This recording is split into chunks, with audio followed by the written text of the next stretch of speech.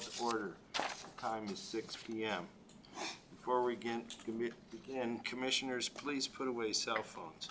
If you have personal business during the meeting, please move for a recess.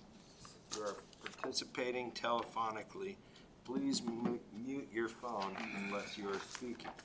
Also, when speaking, please state your name for those streaming the meeting. As a reminder to attendees, this meeting is being streamed live. The camera is located in the back of the council chambers above the clock. Will the clerk please call the roll? Thank you, Commissioner Seals.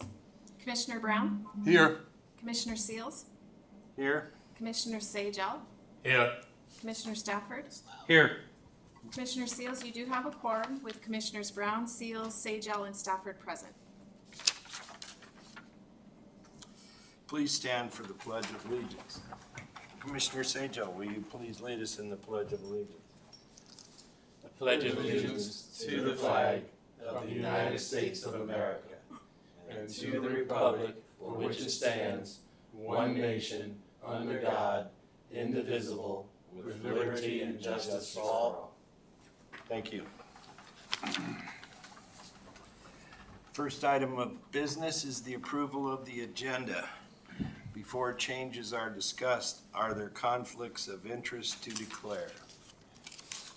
If the commission would like to discuss anything under the consent agenda, such as the minutes, they need to be removed from the consent agenda and placed under new business at this time. Are there any changes to the agenda? I move to accept the agenda as printed. Hearing no changes to the agenda will stand as presented unless objection is raised. Next on the agenda are reports. We don't have a city deputy administrator tonight.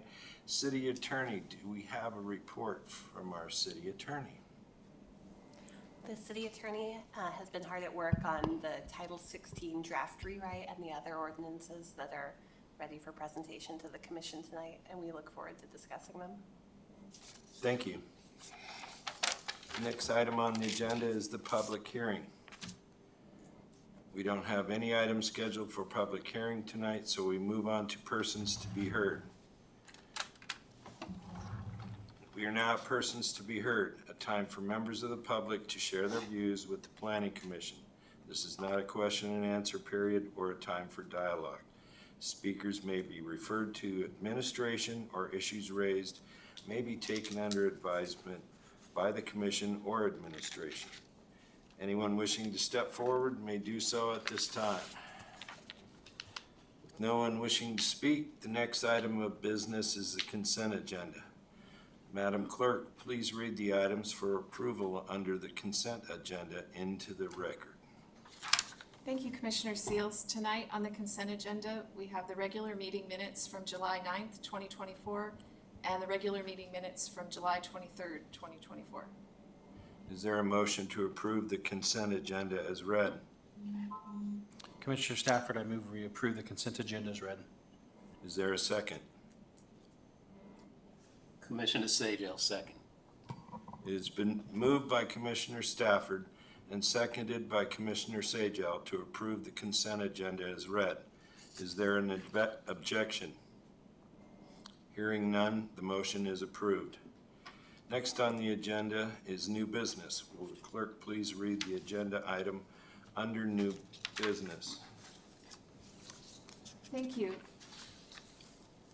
Tonight we have referral of proposed ordinance serial number 24-25 to the Planning Commission for 30 days by the Wasilla City Council.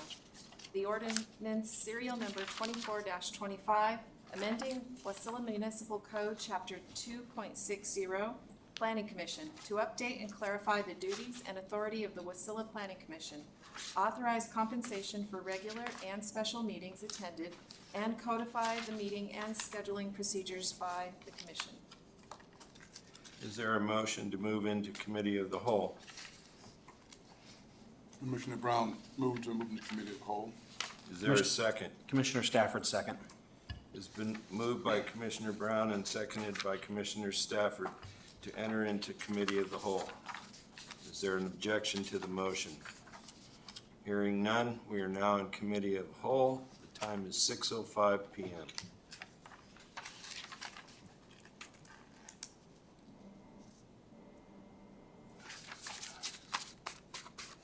Okay, this item on the agenda came from the City Council to the Planning Commission for a 30-day review. It was because I attended the council meeting that evening that this even got brought forward to the commission. I would like to hear the opinions of the commissioners that have reviewed this.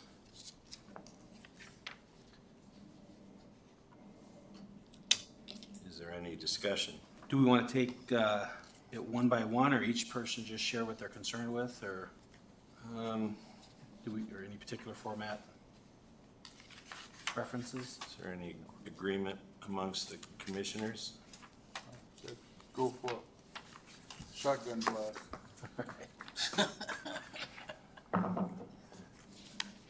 And assuming that each of you has gone through this,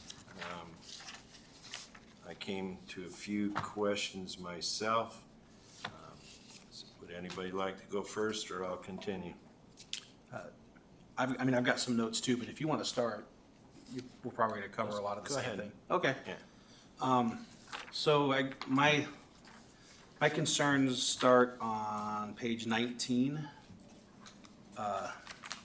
line 86 at the top. And maybe this was in the old code and I never noticed it, but where it says periodically review the land development code and make recommendations to the council for amendments, if any. Further down, and I think I've read this before, point D, line 84, says annually review one or more elements of the comprehensive plan and make recommendations to the council. The next point, E, review and make determination on state construction projects in accordance with AS 35.30.010.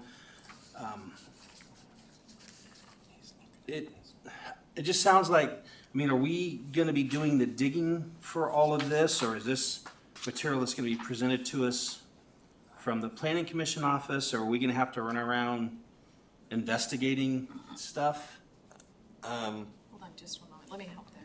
So, he's looking at the packet from last week, so when he said page 19, Oh, this is the actual packet here. So if you want to go off this, or your notes on your. Sorry, I was looking at the ones that were on our desk here tonight when we got here. You're looking under 60-20, right? So in the. 60-020, yeah. So in the actual, and I can tell you where it is on, one moment here. It's on page 43 for the package you got. Okay. Yeah, I was confused by the page number. Sorry. That's okay, because I went off what we took home last week. Yeah, you're right. So yeah, it would be page 43. Yeah. Okay. Pardon the interruption, continue on. Yeah, so it was points, really kind of, all the points there, A, B, C, D, and E. It just, to me, it reads like we're supposed to be out there investigating stuff, researching stuff, and my understanding of our role as a quasi-judicial board was that it was brought to us and we made judgments according to what was presented. We weren't out. Like I would anticipate, a council member might check into stuff, a city council member, but we're not city council. So I guess it's just maybe I misunderstood what the role of the planning commission was, but it sounds like to me it's a lot more. What this is proposing is that we're pushing agendas rather than just reviewing what's brought to us. So, and again, obviously my time on the planning commission has been shorter than everyone else's, so maybe I'm just misunderstanding what our role was. Maybe the clerk can help out, Commissioner Brown. But I'm assuming, it's not written clearly, but assuming they expect us just to periodically look at the different things going on in Wasilla, such as the comprehensive plan, any construction, major construction like road construction going on, and just seeing how it impacts the city but we wouldn't know about a lot of this stuff unless the city planner brings it to us for us to review. So I'm not sure, the way it's written is not clear. Right, I mean, you know, I live here, I drive the roads, I see all types of stuff that I think is goofy. But even if I bring it to this body and we discuss it, and we even pass a resolution, it's not gonna do anything if the council wants to ignore it. So how much chasing our own tail are we being expected to do here? Since we can't actually vote policy. Well, Chair Seals, in my discussion with the clerk today, basically, our job is to take input not generated by us and make a quasi-judicial decision about it. All this periodic review and the word investigate stuck in my mind. That's not in our foray. We have people for that. We're not supposed to go and look at road projects. We're not supposed to sit here and discuss amongst ourselves a big report about something that we're making up. We're gathering the information ourselves. And I would like to ask council if I have the correct interpretation of our position here. If I may add to that question, before you answer that, did the city council discuss with you or the clerk the intent for this? Yeah, sure. This ordinance was something that was drafted in conjunction with our office at Councilmember Crafton's request. He had observed that there was some uncertainty as to the role of the Planning Commission and whether it served a similar function as comparable entities in other communities. And Commissioner Stafford, like you pointed out, the commission does in some ways serve in a quasi-judicial role, but it also has an advisory function to the Planning Commission as a specialized entity that primarily addresses zoning, planning, and real estate issues. And I think what this ordinance is intended to do is clarify that it is appropriate for the Planning Commission to offer its input on some of those policy calls based on the specialized experience that it has and its observations of needs within the community. So with Commissioner Brown, with that, how do I get information about a new construction project? Do I go out and find that, or is there a mechanism that it comes to us? That would typically be information that's brought to the commission's attention through the planning department, either through communications with individual commissioners informally, or through the context of reports and updates that are presented during meetings. There would be no expectation. I don't think that this ordinance is intended to create an affirmative obligation on the commission or on individual commissioners to go out and investigate specific projects. And so perhaps, you know, where this page includes at the top of on line 85, the commission must, perhaps it would just be more appropriate to say the commission may there, just to indicate that there's no obligation for the commission to do any of these things if it doesn't, as a body, determine that it's appropriate to do so. And so that can certainly be a change that we suggest.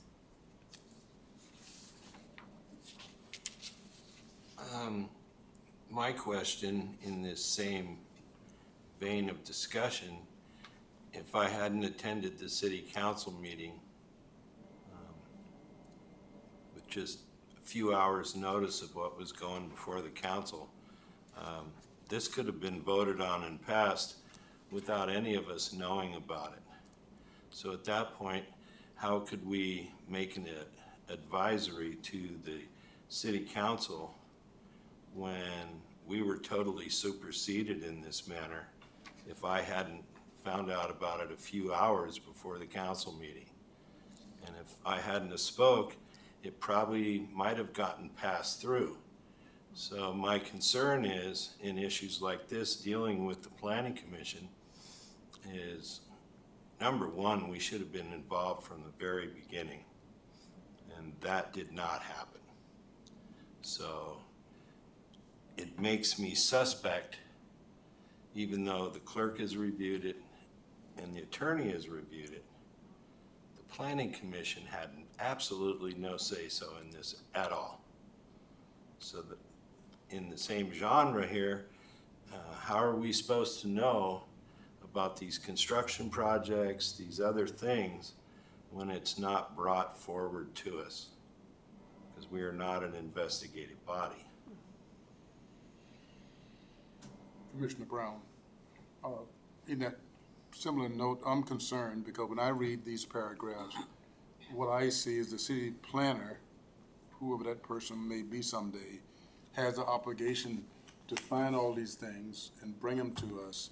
And that may be feasible, but without input from the planner and knowing what her written responsibility is gonna be, it seems like additional responsibilities, and maybe the clerk can address that. How much more responsibility, as now not having one, would put on you to make sure we have all this information, A through E, so we'll know what's going on and be able to discuss it and bring it to us in a format where we can have a realistic discussion. Yeah, and unfortunately, right now, there are no existing procedures that I'm aware of for ensuring that material that involves the Planning Commission is forwarded promptly to the Commission for review and consideration. I think that's something that can and should be clarified in this ordinance and perhaps elsewhere in our city code. I think that would be a great idea for this document, before we moved any further with it. That language should be in here, and I didn't see it anywhere. Sure. About notifying the Planning Commission prior to this being brought forward to the City Council.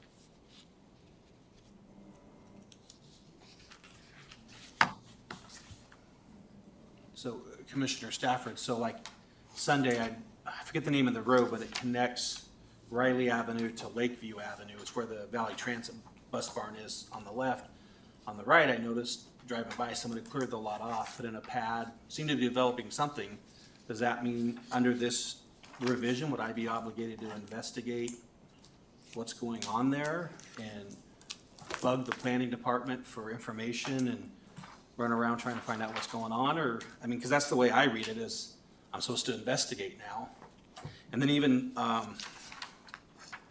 the one that referenced state projects, point E. So, if, you know, like I'm thinking of like the Kinnick redo, which is partly inside city limits.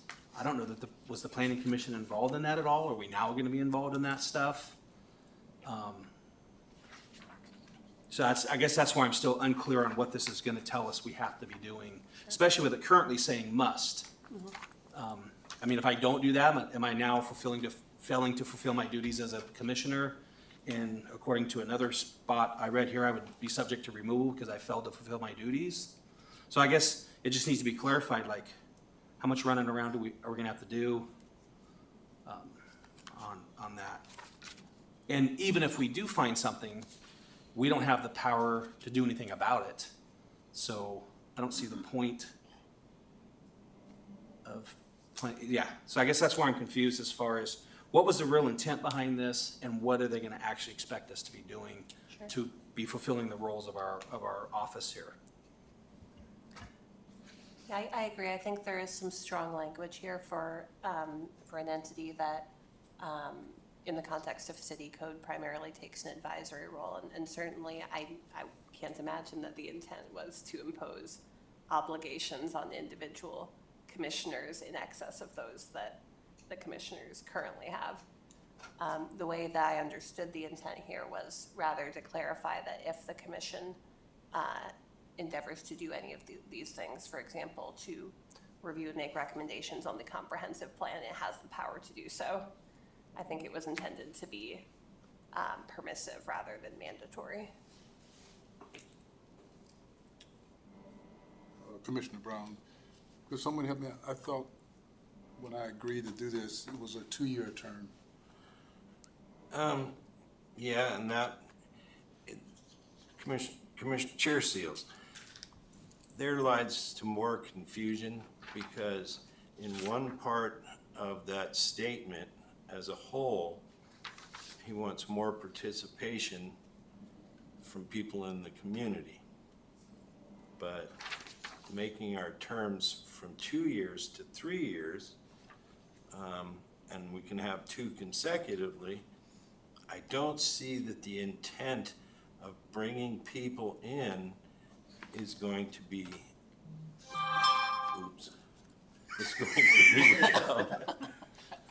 I thought you were ready to think about silencing your phone. I did too, Mr. Chair. hey, I paid a fine this morning. Well, and that's my point, Chair, is that by putting me on now for 3 years and 2 consecutive terms of 3 years, that doesn't get more public participation. No. And Chair Seals, you can see from the packed house tonight that public participation at some of these meetings is very wanton by the commission, but we just don't get it. I know Melvin's been here the longest, but, and I think you term out this December, or? No, I got reappointed in January. Oh, see, now you got 2 more years, but. Maybe. See, maybe. I just see public participation in the scope of what he meant isn't gonna be accomplished. So I have a conflict with that one. The 3 years versus the 2. Yeah, we're having a hard time getting commissioners, but that would limit the number of new people that would be involved in this. And I think a fresh face every so often would be a wise thing for the commission to have, more input from a different perspective. Plus, Commissioner Brown, it adds to the commitment now, 2 years commitment. Yeah, we'll be compensated for meetings, but it's a big commitment for a person to meet twice a month. The reading in between and the commitment to this, I think 2 years is a reasonable commitment, and if a person has the desire to ask for another term, then they can do that. But I would object to the 3-year term. Commissioner Stafford, I can see in the 3-year term building some stability and some long-term knowledge. I'm always impressed in some of the city council members, some of the members that have been on the planning commission, digging back 15 years and saying, oh, this is why we did this. But I agree, you have the potential of turning into a good old boys club that's been around forever. And so I think that fresh perspective on a regular basis is, if we're going to continue to reflect the value of our community, then I just, yeah, so I don't like the 3-year thing either. I mean, I see the point behind it, but I think it runs the risk of establishing a closed-off planning commission. So it sounds like the body is more in favor of 2-year terms and a 2-term limit than 3-year terms and a 3-term limit. Yeah, I agree. Yeah. I would concur on that one. The one I did kind of confer on was the compensation part. Page, Page 44 of 550, and it would be line 116. Since when I first joined the commission years ago, we were at 1 meeting a month, and I don't have a problem with this 2 meetings a month. Other people may have conflicts because they have a different schedule in life than I do. I understand that if we do have 2 meetings a month, that the second meeting should be paid for. I asked the clerk about the half-price special meetings. Today's special, half price. that's the question I had. And she told me that the actual city council, they get paid less for special meetings, but they have a limit. think it's 8 meetings. 8 special meetings. 8 special meetings. So it would be decent to see some kind of language as to that in here. I'm not sure why a special meeting's half price, but And the typical rationale there is that generally special meetings are called for a limited purpose, so they're shorter in duration. We can add language about a quantity limitation on special meetings. I just remember some long special joint meetings concerning Title 16. So I mean, yes, they're limited in nature, but if it's Title 16, it's gonna be a long meeting unless it's specifically cut short. And Commissioner Brown, and you're right, it's possible those meetings would last shorter because usually it's a one-subject meeting.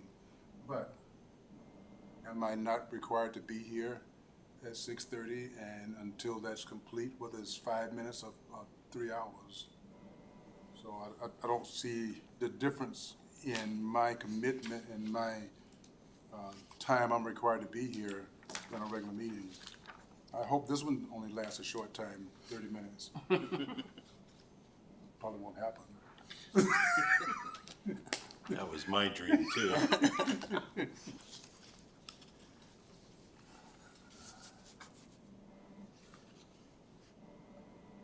A question I have for possibly the planning clerk and possibly the attorney would be, is it going to put any undue burden on the staff of the planning department for the 5-day calendar dispersal of the packet? So that's what we have now, and actually we do 6 days before. I went ahead and timed it with what the city clerk's office usually does. Sometimes they, because they're the first Monday of the month, it's a little different, but I always do the Wednesday before your Tuesday meeting, and then I will have, so that email goes out, it's available on the city website, and then I have a printed packet, and unless something strange happened, the printed packets are ready for you that Okay. same day. But I appreciate you asking, thank you.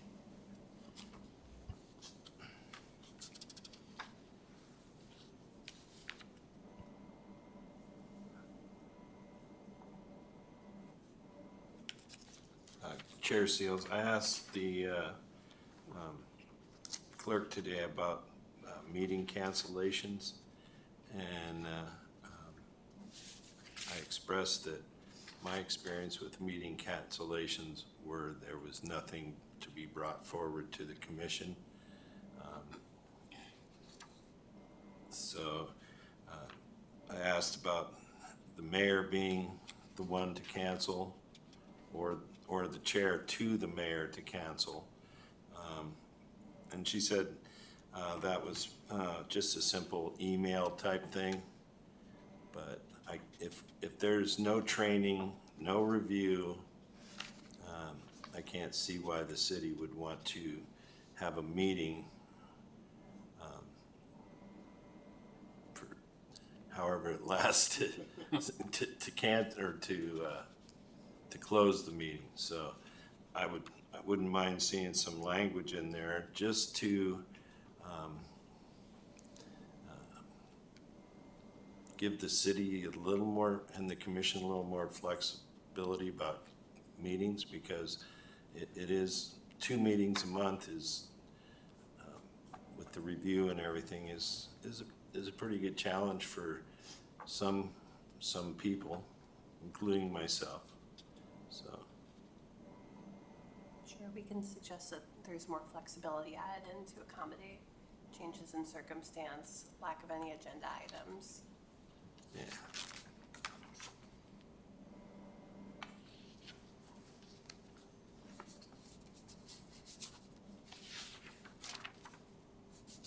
Commissioners have any other comments? I do, and not to beat a dead horse because we've already covered some of it, but what I was reading earlier about the investigate, it continues on to the next page. of the one packet, page 44 of 550, and the other package, page 20 of 511, where investigates and prepares reports on the location and establishment of public facilities. Investigation prepares reports on the availability of public lands for city purposes. Again, if we change the beginning of that to we may, but where it says we must, what resources are we gonna have to run around doing all these investigations? Or what does that mean to investigate? Does it mean go out and look at it? I guess it's vague. Yes. And so, and again, if we're not doing these duties, then are we not fulfilling the duties as a commissioner, and therefore could be removed for not fulfilling the duties? So, yeah, again, not to beat a dead horse, but you've continued to read, it talks a lot more about investigating and preparing reports and preparing recommendations on capital improvement plans. And if it's brought to a meeting on the agenda, we would certainly take it up as a meeting on the agenda. But what are we doing beyond that? Are we running out and looking at properties? Are we looking up public records? Are we talking to landowners? So. Yeah, I think that's a very practical concern to have, particularly given the labor-intensive and resource-heavy nature of what one typically thinks of an investigation as being. And maybe I'm taking this to an extreme example, but the saying "the devil's in the details." Well, Commissioner Brown, I don't think you are. I don't think the word investigate is vague at all. The word investigate means that you put a lot of shoe leather into it, a lot of time into it, and you actually go out and dig into the why, where's, how's, and when's. And I didn't think that we had the authority to do that. I could be wrong. Somebody can correct me, but I didn't think we were investigators. Chair Seals, I haven't looked at all the legal documents about our job description, but from the many meetings I've been at, it is not our job. Our job is to take what staff brings us and what the public testifies to, and then we make a decision. Or we can make recommendations to alleviate conflicts between either the commission or the public. And then that can be elevated to a hearing or go to the city council. But as far as all this investigate, prepare, this needs to be stricken. It just. Chair Seals, I wanted to ask a question to the body. We have, it looks like there's a staff liaison / planner, or planner / and staff. Could this mean that the staff and the planner is bringing these items to you for the investigation? So it's not limiting you, so that then you could investigate and review and then direct the staff to prepare the report versus putting the onus on you to go out and do all the things. Is that a possibility? And maybe some word changes I think would that's, be effectively, Commissioner Brown, I think that's stretching it. okay, just to check. I think it's real stretch, but what it should say, that should be something to the city planner to go out and investigate, then bring those results to us for us to analyze and to say yeah or nay to.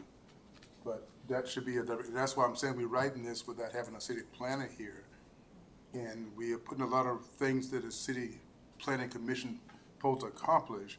And I think we really jumping the wagon out in front of the horse by doing a lot of this without having a planner here.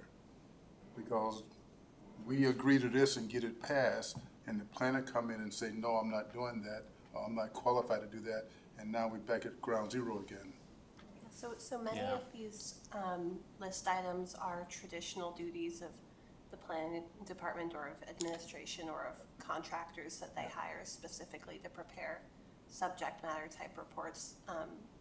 Administration, the planner can do all of that at the commission's direction, and perhaps that's a relationship that can be clarified with some language reflecting that it's not, So- the obligation of the So commission to be. change the word investigate to direct.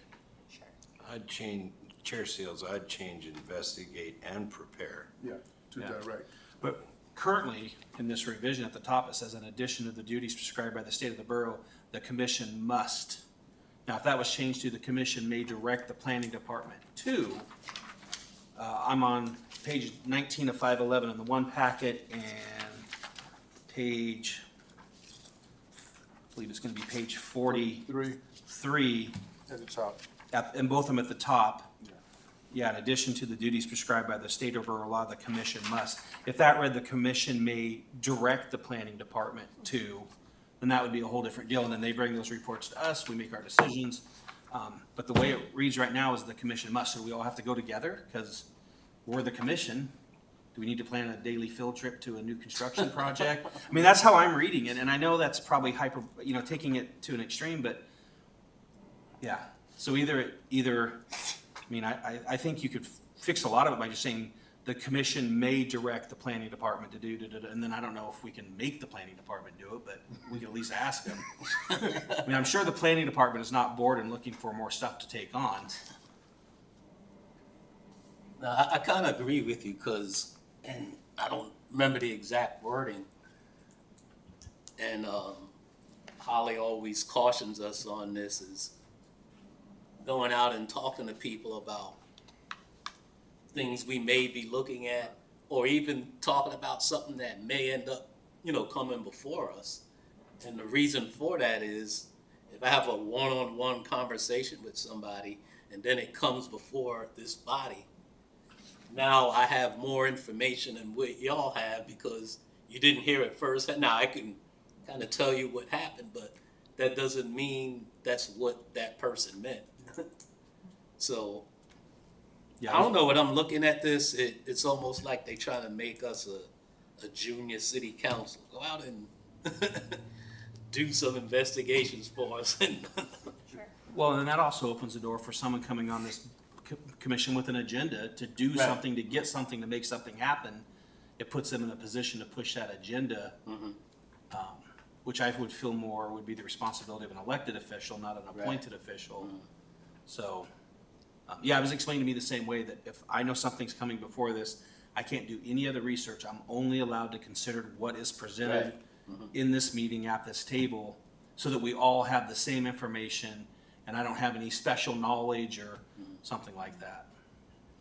And that's part of the inherent tension about being part of a body that can wear quasi judicial hats and also serve in an advisory capacity to a legislative entity. And certainly we don't want, or it sounds like the commission is not in favor of an ordinance that would blur the lines between the two and create confusion. Correct. That is very correct. I mean, Chair Seals, we basically are fed information from both sides, the public, our staff. We weigh it against code and law, and that's how we make our decision. As far as us being involved in all these things, that's way beyond the scope of our duties.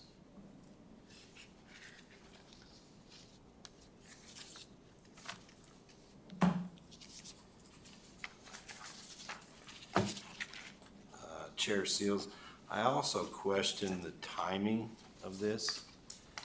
Here we are in the middle of a big Title 16 rewrite, and to try and get this through the city council without the planning commission's knowledge or input, it reads to me as a name building exercise and not what's good for the city. Roger.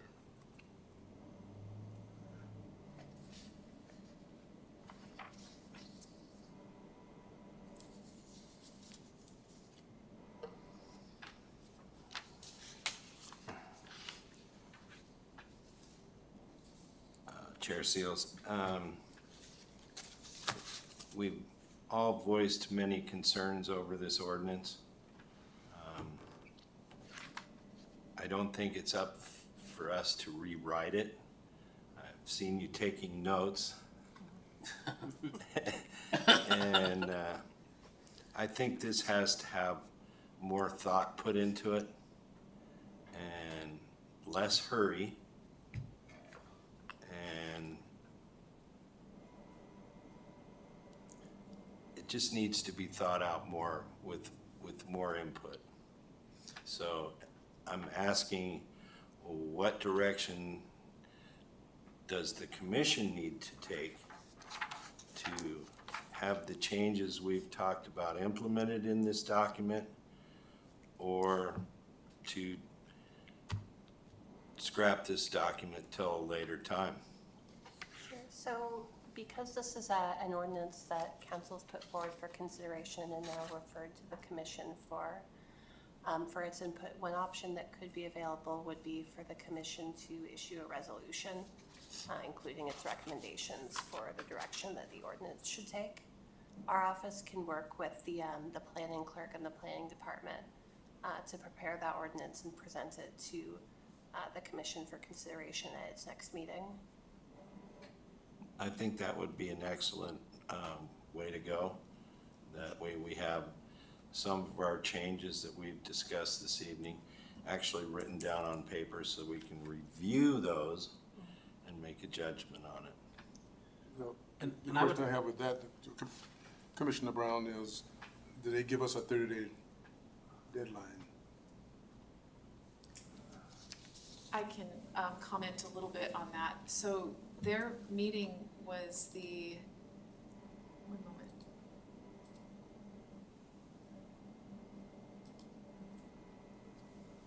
Their meeting was the 22nd of July. So in order to make the next meeting, I would have to have the resolution by tomorrow. Is their agenda setting for city council?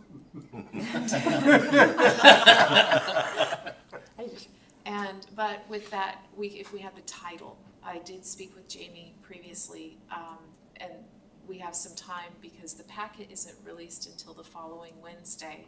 So we could work on getting the meat of it together, but it would just be between the staff and the attorney versus coming back. This is the option, or something else. Could a resolution state that we are not in favor of any of it until it's rewritten, or we can maybe have a joint meeting with the council to discuss it? Because like Commissioner Sill said, it was never told to us this was happening. He happened to hear about it 2 hours before, and here we are tonight discussing it, and I don't see any city council members out there to be a part of this discussion. Could we do some sort of joint, this be tabled until we can do a joint discussion? I mean, could we ask that in our resolution, that this be any further action held off until discussion with the council? I mean, the commission and council, however you want to say that?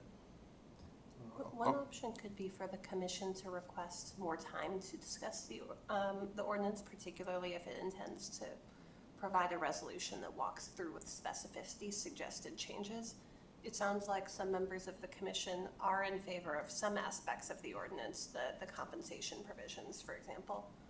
And so that could be one option if the commission does want to provide a more specific resolution outlining its feedback to council. Another option would be for commission members to be present at the next meeting and request in comments to council additional time to review the ordinance. Or a third option could be to send to council just a very short ordinance asking for more time.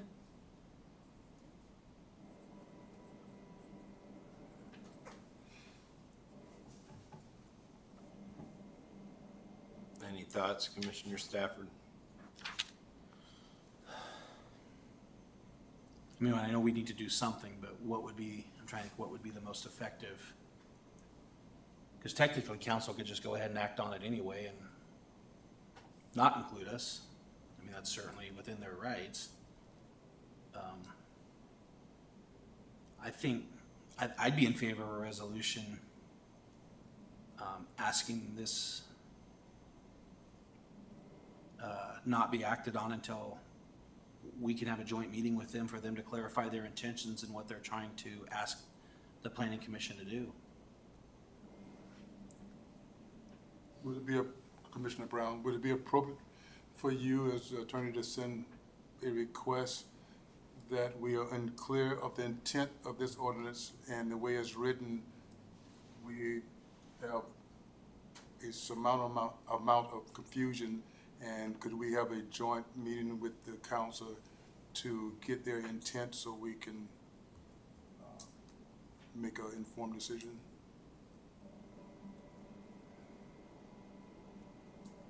I think that feedback could be provided. There's no other straightforward mechanism for the two bodies. I mean, I think at the very minimum, we should do a resolution saying we are not in favor of this as proposed. And so that we can express our discontentment with it. Commissioner Sajo, do you have any more comments? Yeah, I guess, did they review what the duties of the planning commission is before this was drafted, or did that even come up? This was not an ordinance I specifically was part of the drafting team for, so I don't know the answer to that question. I do know that it was prepared in a joint effort between Councilmember Crafton and our office. I don't know specifically the dialogue that went into outlining these duties or these suggested duties for the commission. Chair Seals, it's my understanding from talking to the city clerk's office that Holly was involved in this, and Jamie Newman from the city, just to make that point.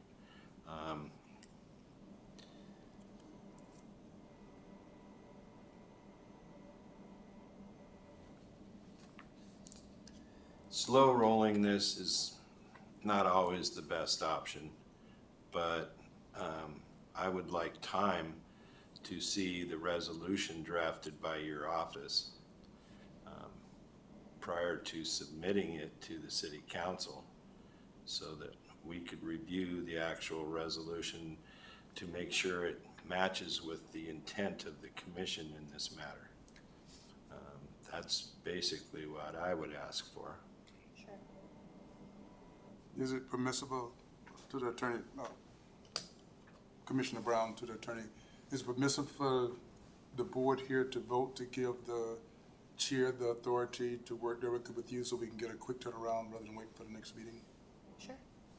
So, to the chair, I move that we give Commissioner Seal the authority to work directly with the attorney to do a resolution in the next couple of days to get the quick turnaround and get it to the city council so they can act on it. And we do not go past 30 days.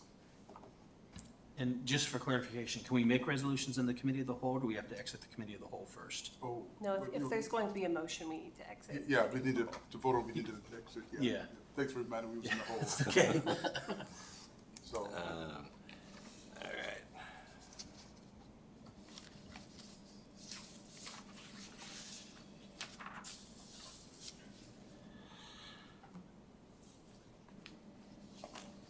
Is there a motion to exit committee of the whole?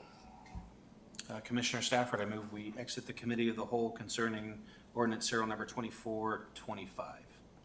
Is there a second? Commissioner Brown, second. It has been moved by Commissioner Stafford and seconded by Commissioner Brown to exit community of the whole. And now I move that the commission board here gives chair the authority to work directly with the city attorney to do a quick resolutions to express our concerns about resolution ordinance number 24-23, It'd be 25. 25, I'm sorry. Yeah. 24-25, so we can fulfill meeting our 30-day deadline. Do we have a second? Commissioner Sajel, second. something we need to vote on? Yes. Call the roll, please.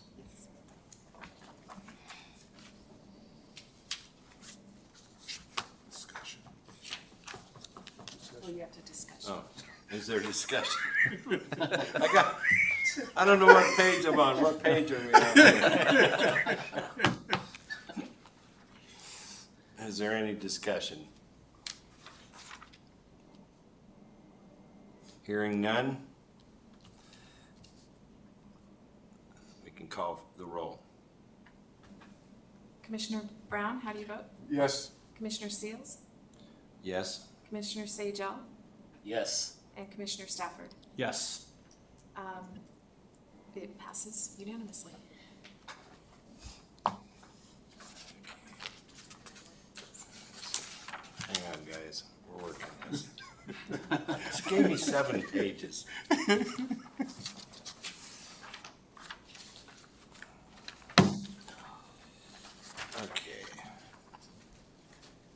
Were we gonna take on 2425?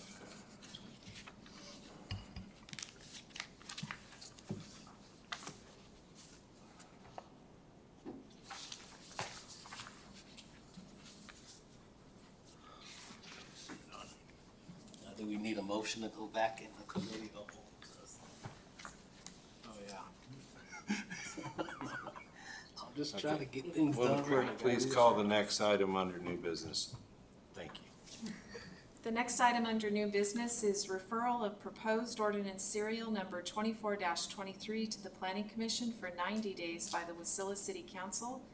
Ordinance serial number 24-23, repealing Wasilla Municipal Code Chapter 2.44, Boards and Commissions generally, and enacting Wasilla Municipal Code Chapter 2.58, City Commissions, to clarify and update the duties and authority of city commissions, permit commissions to compensate commissioners for training, mandate training, impose clear attendance requirements, and specific teleconference participation requirements.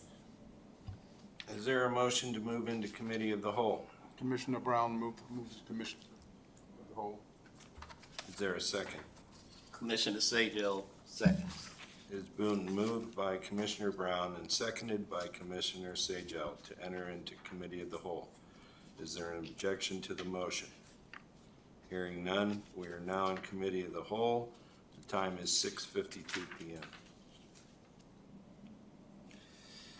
Commissioner Brown, to the chair, on this ordinance, are you aware that there was problems that produced this ordinance, that the commission was having problems on meeting their duty requirements and? Chair Seals. Commissioner Brown, I have been not made aware of any lapses of duty or breaking of the rules, to put it simply. And I asked the question just for the record, is because usually you write something because there's an issue and requirements not being fulfilled, and so you rewrite the ordinance to address that issue.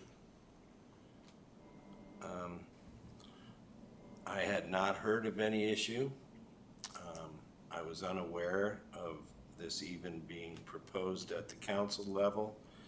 As I had stated earlier, a couple hours before the council meeting, had I not attended, this might have gone through without any of our input. I did the best I could to slow it down.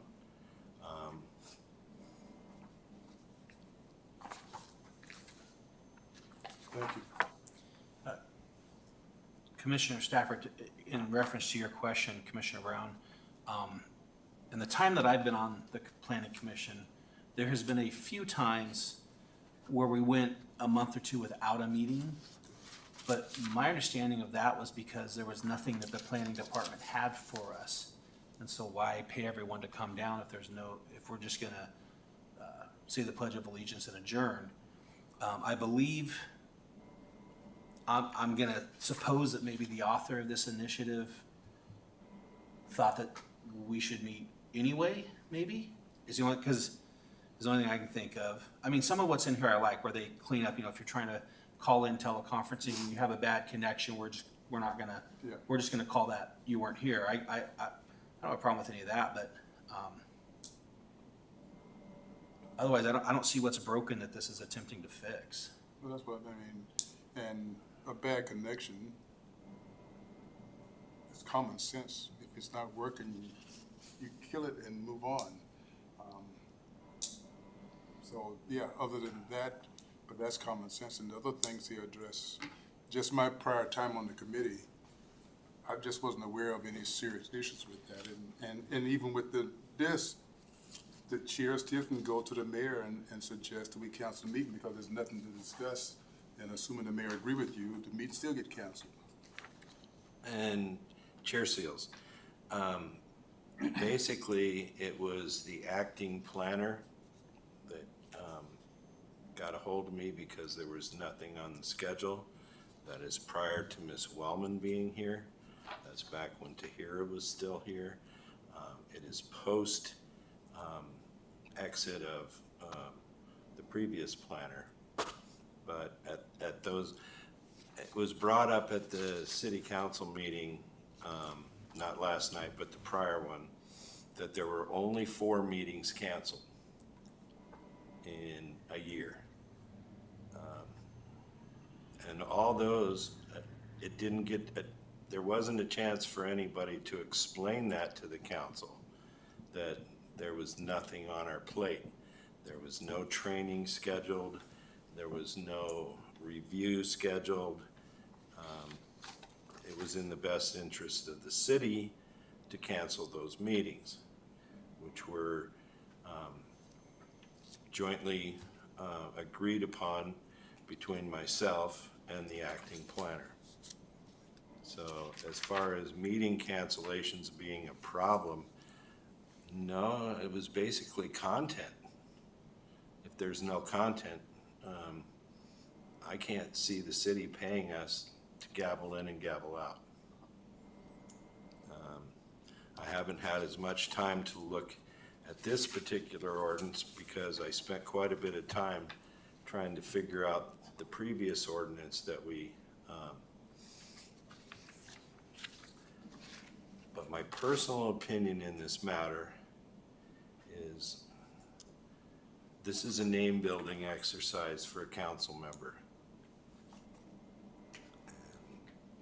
And I stand by my opinion.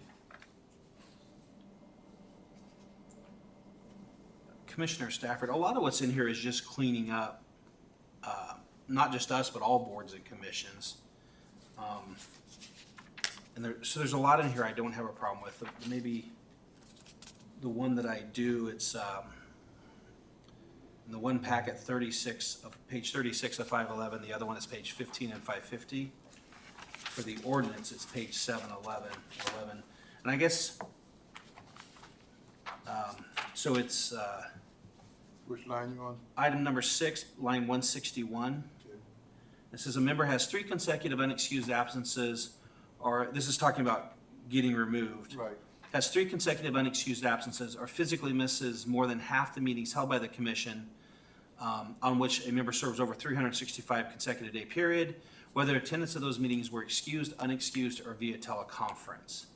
So if for whatever reason, work, family, illness, you only get to attend half the meetings via teleconference and then you're off. And probably the only, I mean, I see if you're unexcused and miss half the meetings. This is even if you're excused. Yeah. And so, you know, I think me calling in while I'm on vacation to the planning commission meeting, which I've done 3 times now, You out. the fact that I'm doing it on vacation when I should be vacationing, that under this, if there's too many of those, then it doesn't count, I'm off the commission. So I just feel like that's overly burdensome to make sure that you're here twice a month, 12 months out of the year, and you're trying to, I mean, you know, if you got work trips, if you got vacations scheduled, I mean, I don't know. I can see unexcused, but I think if you're there teleconference, I don't see why that would count any less than being here in person. I don't know, just my thought. Maybe if no one else has an issue with it, then it's not a big deal, but it just seems to me that that's overly burdensome, especially since we have the technology to do teleconferencing. And the times I've teleconferenced, and I'm also watching on YouTube, it's delayed by about 30 seconds, but I can still see the presentations, and I can still see the face of, who's coming up to speak and what's going on. So I don't know if anyone else has a problem with that, but it caught my attention. Chair Seals. And I know we have 90 days on this one, so it's not as urgent as the previous one. Thank you. Chair Seals. Quite often in my time as a commission member and as vice chair and as chair, the city attorney's been online multiple times, and multiple times we have not had a city attorney. Do these rules qualify for that too? Because then we wouldn't have a city attorney. As drafted, this only applies to commission members. Ooh. Okay, Counselor. He was just asking a question. I just had to ask a question. And it goes in a weird way to the comedy of some of this. This is one man's opinion making a better tomorrow for us all. And I know that the attorneys helped and the clerk helped, but this is a one-man show. And I just don't see how that betters the city.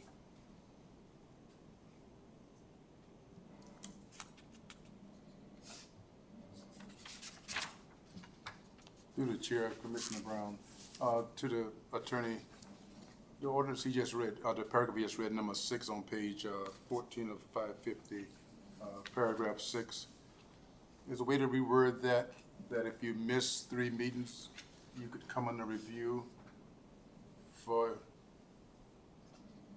so instead of making it automatically dismissal, is there a way to rewrite that where you would be, the commission, the board could consider recommending your dismissal to the mayor? So there's different circumstances, like me for my work, I could see myself being out of town 3 consecutive months during the meeting time, just because of the work I do. Sure, I would worry that any kind of discretionary language like that might encourage individual members of the commission to target others if there's a personality issue or something like that. And so I think that one explanation for the hard line that this draws could be to avoid any kind of judgment call like that. We could suggest that there be some kind of recommendation process like that, if that's the direction that the commission would like to see this go. Another option, which I think may have been what Commissioner Stafford was suggesting, would be to suggest rewording this provision of the ordinance to say something like, if a member has 3 consecutive unexcused absences or is absent from more than half of the meetings held by the commission over any 365-day consecutive period, and then just leave it at that and eliminate the distinction between teleconference Okay. participation and. Yeah, either one, yeah, I could go with that also. Okay.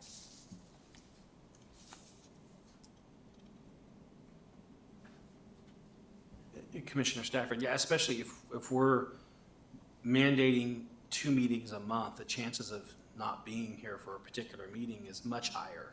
Sure. And so, if you're gonna be on the commission, you need to be here, but I think teleconferencing should count as still being here.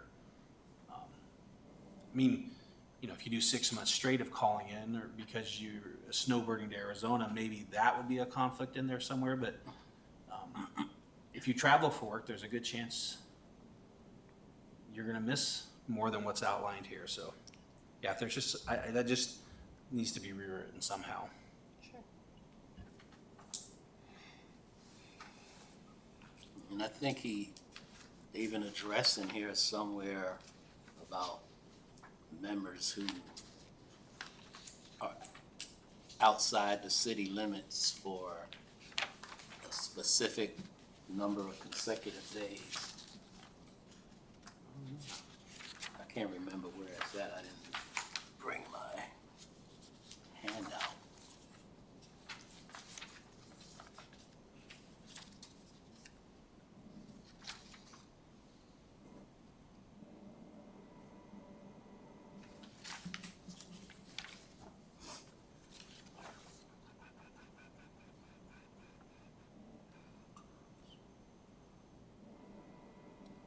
Sure, I think, so the city's,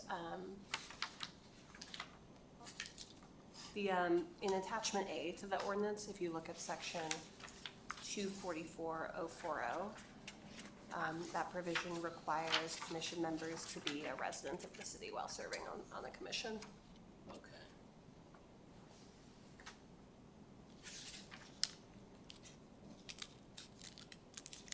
Chair Seals, as long as I've been on the commission, that's been the rule, is you had to be a resident of the city on a continuous basis, so.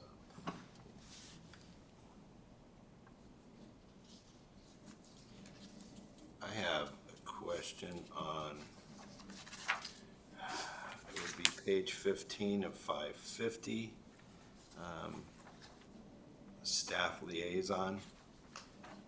The mayor shall designate an employee to serve as a staff liaison to each commission.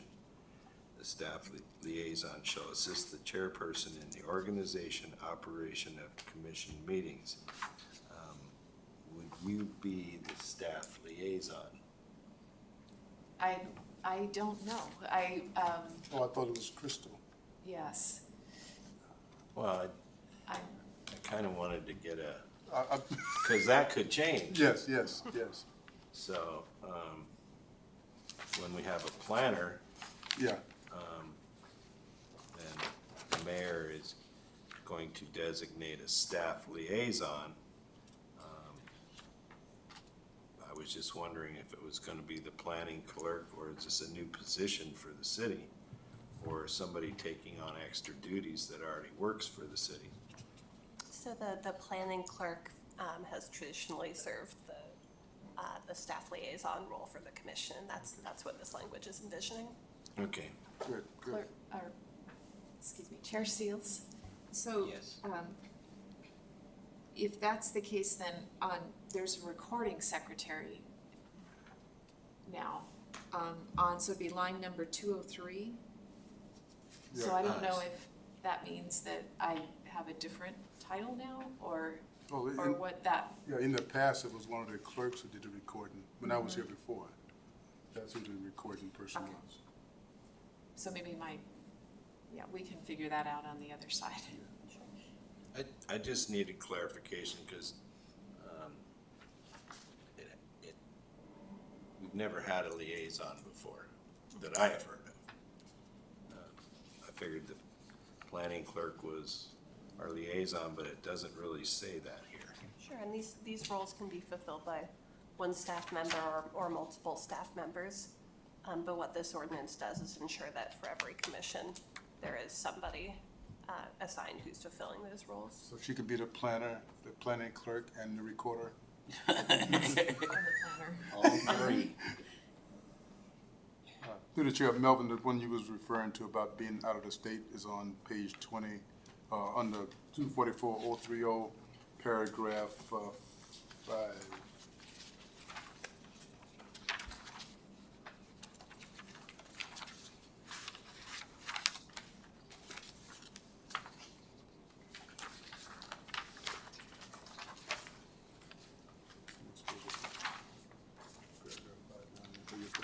Oh, okay. What line item number is that? Under 244.030, B5.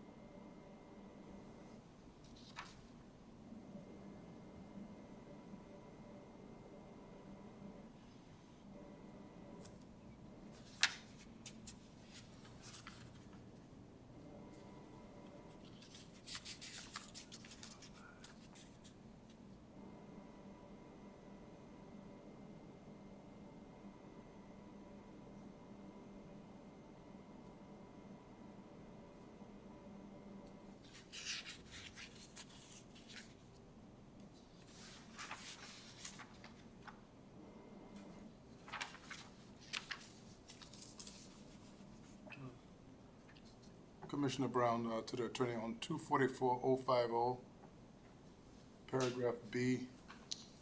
The last sentence is a little confusing to me there. Could someone help me out? 244050, paragraph B. Commissioner Brown, are you looking at the attachment, which is the current provision of city code? Oh, is that the current? Yeah, Oh. anything 2.44 is the current code. Oh, okay.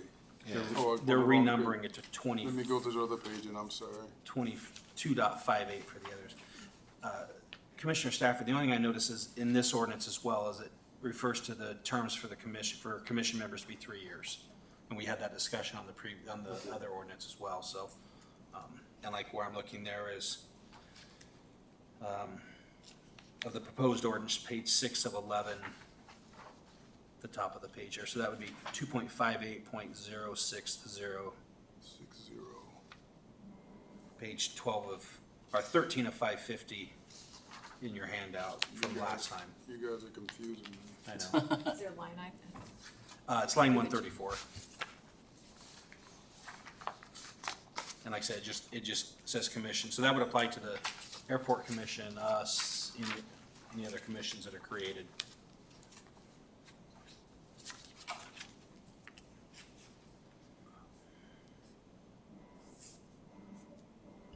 Okay.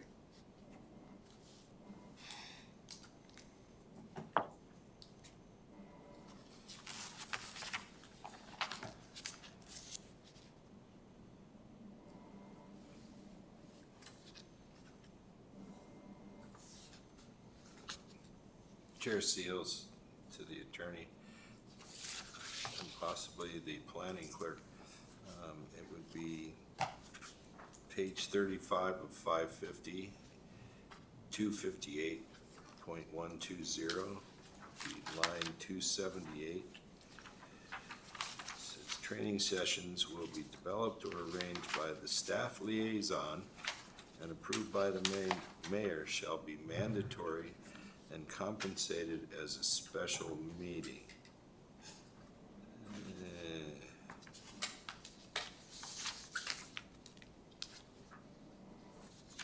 Is that in addition to our 2 meetings a month? Yep, that would have to be a third meeting, because if you're gonna call it a special meeting. Yeah, it doesn't specify the number that we're subjected to.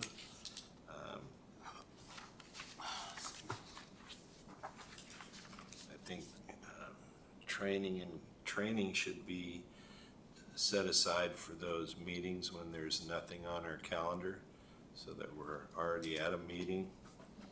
We're not calling a special meeting at the bargain price of $62.50.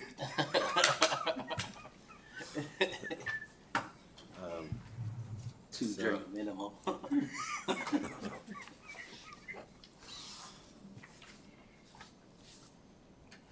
The city clerk and/or city attorney may develop model procedures used as a guide for one or more commissions, so long as directed to do so by the mayor in writing. Okay.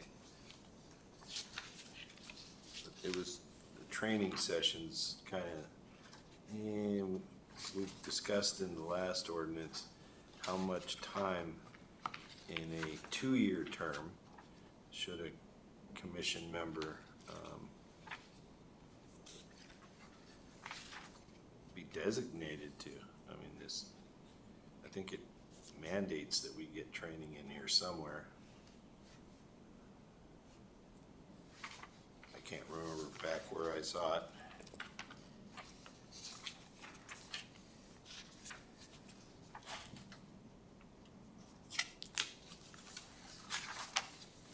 Through the chair, I wanted to add one thing about the compensation for the training and meetings. I noticed on the staff report, so the very first page, if you flip that over, so it'll be on the back side of the staff report, item number 9. Is 23 or that we're talking? Yep, so Okay. just flip it over and it's going to be item number 9. Wasilla Municipal Code 2.44060 does not authorize commission members to receive compensation for training or meetings other than those held by the commission on which the member serves. So what this does, the 2.58040, compensation, on the other hand, authorizes compensation for trainings and meetings other than those held by the commission which the member serves, so long as the mayor approves such compensation before the training or meeting. So does that, I mean, it still doesn't address what you were saying about the quantity, but, Zoe, do you feel that maybe that's why that was in there? Sure, I mean, there was a gap in existing city code regarding whether or not training for commission members is to be compensated as part of the duties required of their office. There continues to be a little bit of ambiguity about the frequency and type of training that might be required.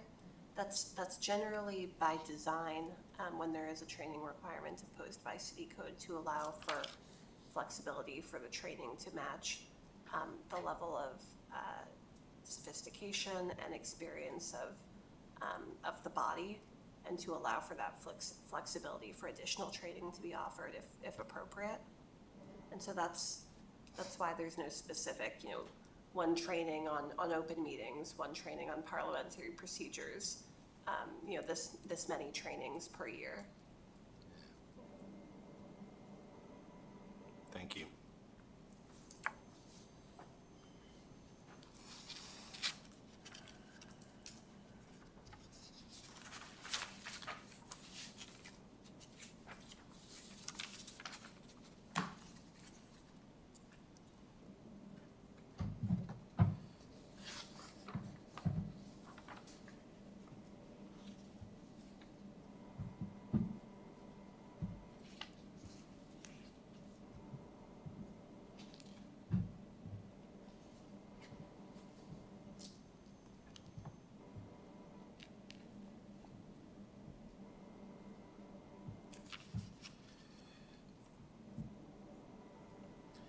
Is there any further discussion on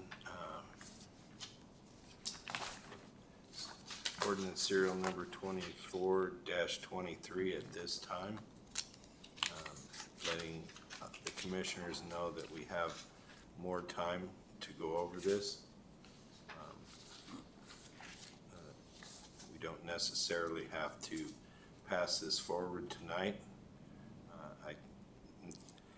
I don't know if we need to go the full 90 days. It depends on what our schedule is, but I think we should have a little more time going over this one prior to making any referrals for resolutions to the council.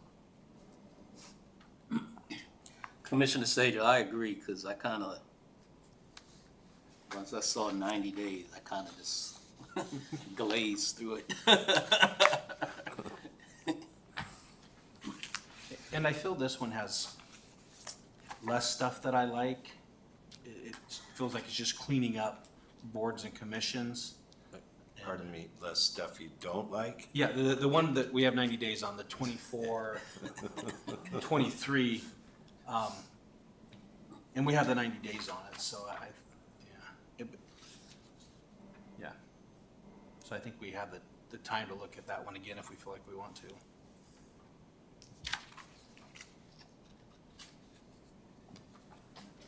Chair Seals, with your permission, then I can put this on the next agenda if the body concurs. Yeah. We concur on that, Okay. yeah. Do they need to make that motion outside of? Sure, so if the body's ready to take action, then Okay. I saw your head Exit move. the committee. So Commissioner Sills, I move that we exit the committee of the whole concerning serial number 2425. Commissioner Or Brown. 23, sorry, 23. Commissioner Brown, second. It's been moved by Commissioner Stafford and seconded by Commissioner Brown to exit the committee of the whole.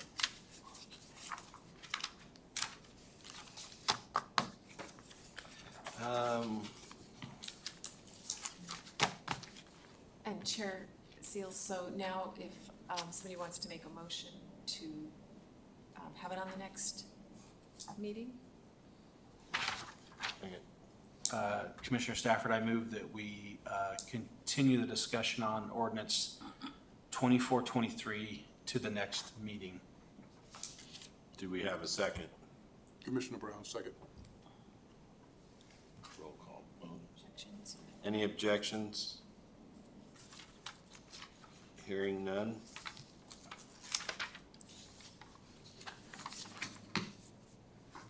We're into communications now, correct? Or the city attorney. We are on Finish. unfinished business. You're gonna put me on 125 tonight. You guys voted me in here.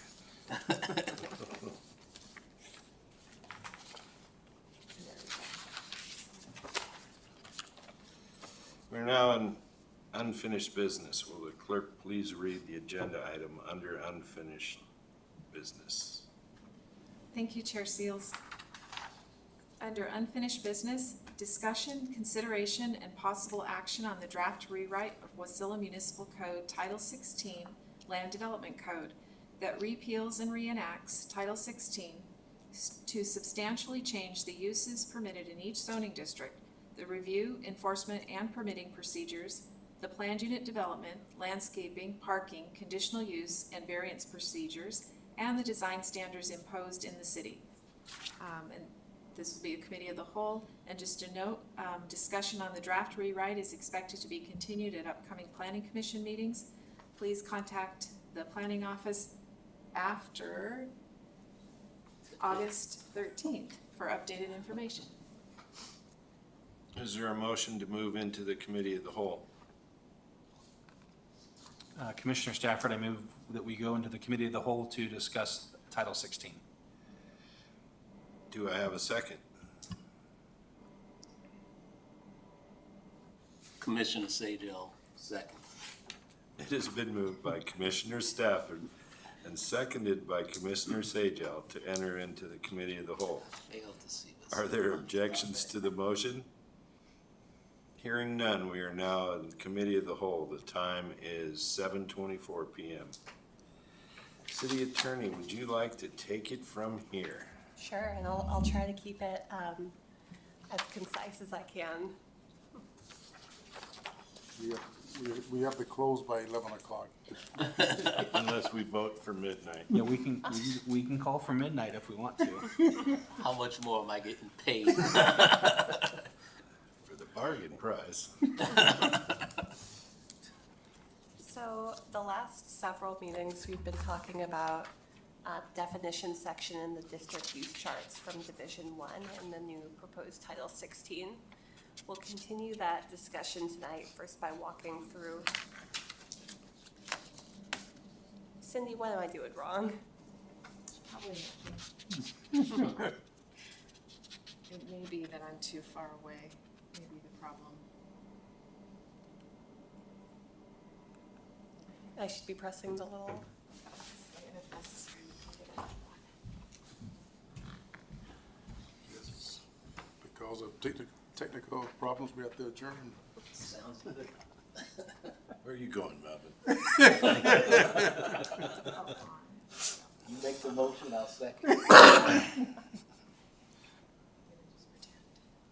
Yay. There we go. There we go. Okay. Sweet.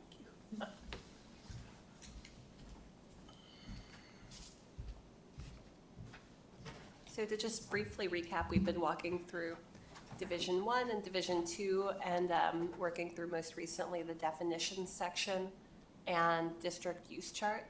We received substantial input from both council and the commission about the definitions that presented concerns and the areas that both bodies thought could be improved upon. As proposed, to briefly recap, our draft Title 16, rather than its current structure, proposes dividing into 6 different sections. We've been working through the general section and the zoning district section.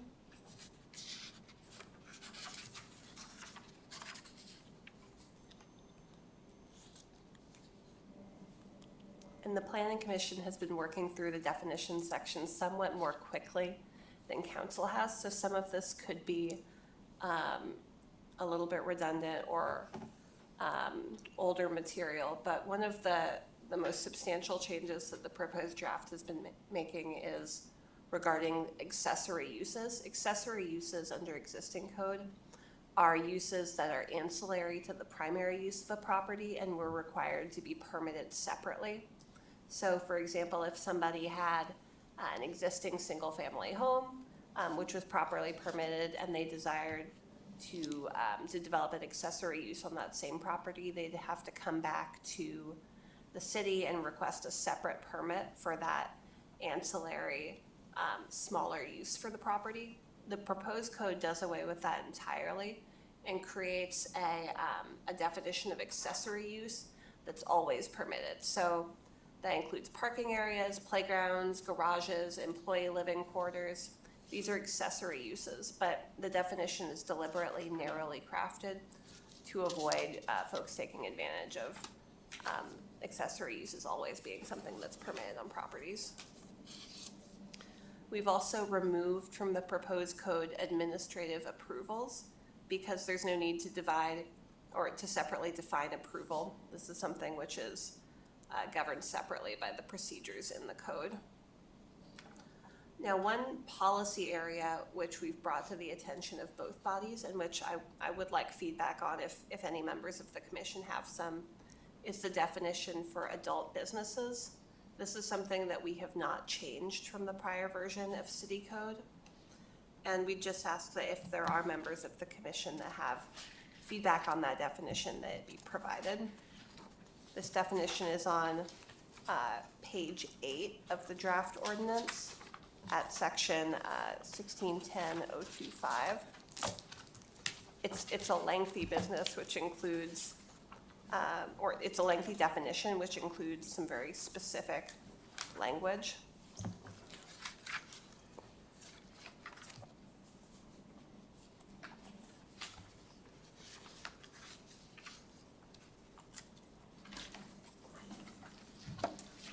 Everybody else has a book and I don't. Yeah. See how you are, Cindy. Okay. Cindy, I have an extra over here if you want. I've got one.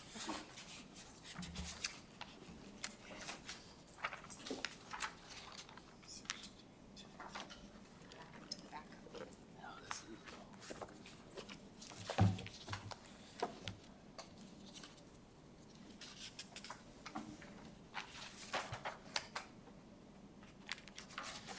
Commissioner Stafford, I'm assuming the wording is long here so that there's no loopholes that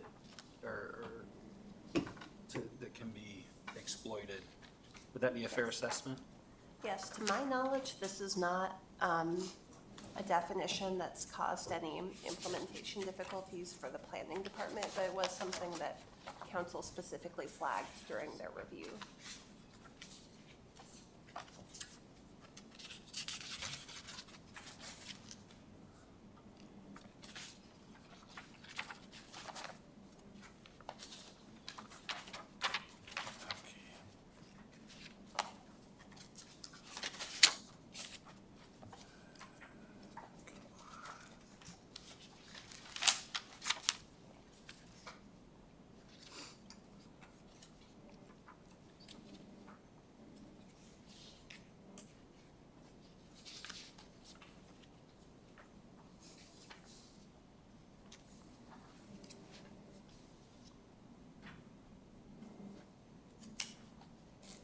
And under the current proposed rewrite, the adult businesses would only be allowed in commercial under a conditional use permit?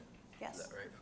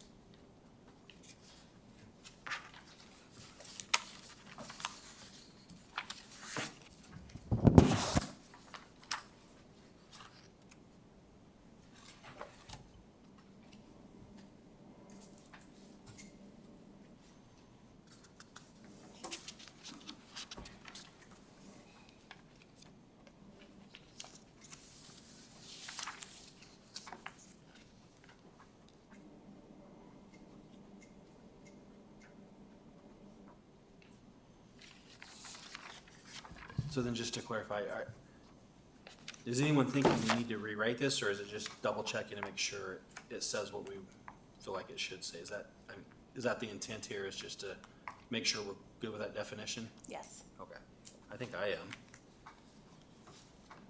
It's pretty thorough. Yeah, it is.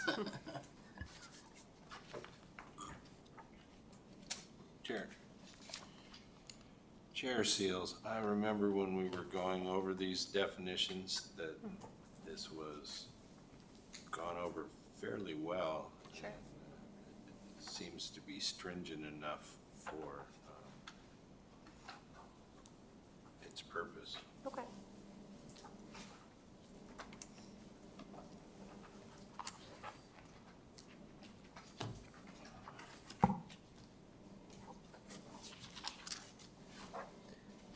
Another area where we would like the commission's input is the definitions of hotel, motel, and bed and breakfast.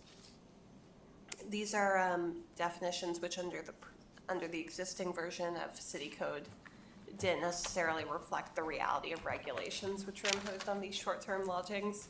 A bed and breakfast differed from a short-term rental because breakfast was customarily served to registered guests, while a motel differed from a hotel because 25% of motel rooms had access to the outside. Even though there were these differences that were drawn by city code, these didn't necessarily reflect policy considerations or differences in the way that the city regulated these different types of lodgings. So the proposed changes include a definition for short-term rentals, which includes bed and breakfast. And it also defines hotels and motels as buildings with more than 6 guest rooms intended, used or designed to be used, rented out, or occupied by a guest or guests for fewer than 30 consecutive days for sleeping purposes and for compensation. And we also distinguish between large hotels and motels and small hotels and motels based on having 10 or more or 10 or fewer guest rooms. And while the code doesn't currently distinguish between small and large hotels or motels, these definitions were intended to provide counsel and the administration with a mechanism to regulate them differently if it chose to do so.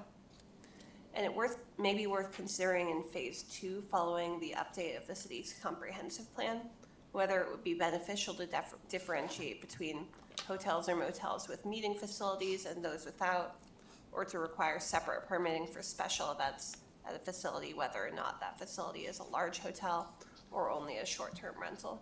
So these are just some of the policy issues that we wanted to flag in case any members of the commission had any thoughts. Chair Seals, we're not sure on any of the new proposed hotels or motels that may or may not be coming to this area. There are quite a few chains that actually offer a continental breakfast. So that would put them in the same line as a bed and breakfast, except they would have more rooms. That's something to consider because a lot of that is chain specific. Ramada Inns, some of these have their own things that may conflict if we define this too narrowly. So that's just a point to bring up. And it sounds like the distinction between a hotel or motel and a short-term rental in that context would be based more on the number of rooms than on whether or not it serves breakfast. And I think that's the distinction that the revised code is trying to make clear. Thank you. So Commissioner Stafford, so if I have a place that has 5 guest rooms and doesn't serve breakfast, what would that be called? A short-term rental. Okay. So it goes from so if I'm a B&B and I've got 5 cabins and I want to add 2 more, I'm now a hotel or motel. Yes. Okay. So nothing's unregulated. It's either a B&B, short-term, hotel, motel. Yep. So motels and B&Bs cannot rent to me for 45 days? They could, but under landlord-tenant law, you would have different rights in that context. And it would not be the primary business of a hotel or motel to be or as regulated by this code, to be renting to somebody for a 45-day period or for a period longer than 30 days. If it is the primary purpose of, a hotel or motel to be offering So long- stays of that period of so time, they it can would do it be long as regulated as an they can- apartment. Commissioner Brown, they can do it as long as it's not their primary, because I know people come to Alaska during the construction season and stay in hotels Certainly, for 3 months. yes, But because it's not my primary thing, I can do it. yes. Okay. Commissioner Stafford, so that little note there at the end about distinguishing those with meeting facilities versus not, I'm assuming that's in consideration of the impact on the community. If I'm holding a hotel with whatever number of rooms, but we're holding a conference that's attracting 100 people, that's going to be 100 extra cars. Is that kind of the thought of outlining that somewhat in the definition, or?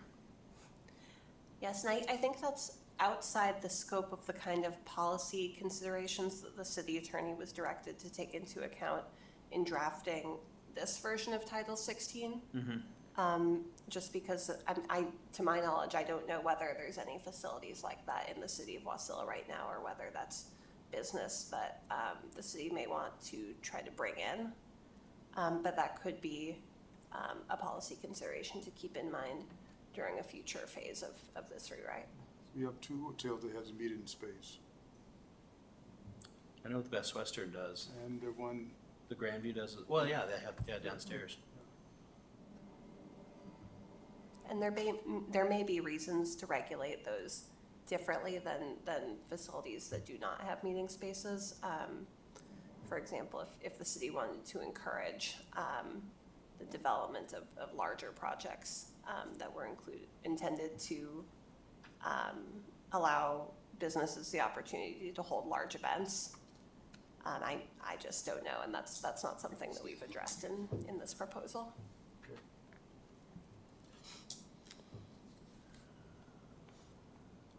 Another change that this draft makes is addressing heavy equipment storage.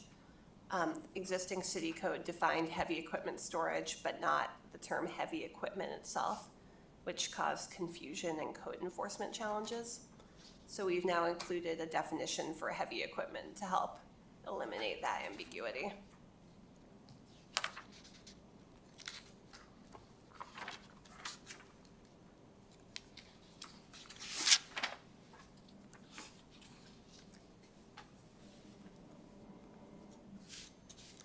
We've also updated the definition of hazardous materials to either correct or update references to certain sections of the Federal Water Pollution Control Act and Clean Air Act.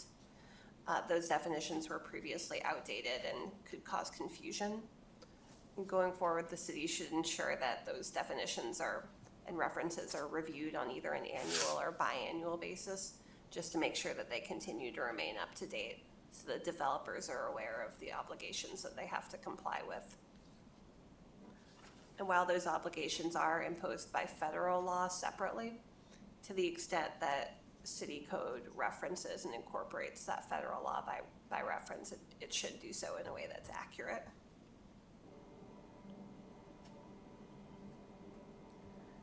Another change that we've made is updating the definition of interested person to ensure that, and this comes into play in the context of appeals from land use decisions specifically.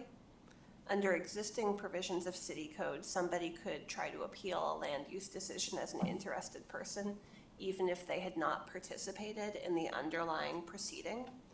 Now we've just updated that definition to clarify that somebody can only appeal from a land use decision if they were either adversely impacted by the decision and they appeared before the planner or the commission or the record owner of the property, or they were a governmental agency, including the city. And so it just clarifies who can appeal from land use decisions to avoid folks who had no role in the underlying proceedings then commencing an appeal.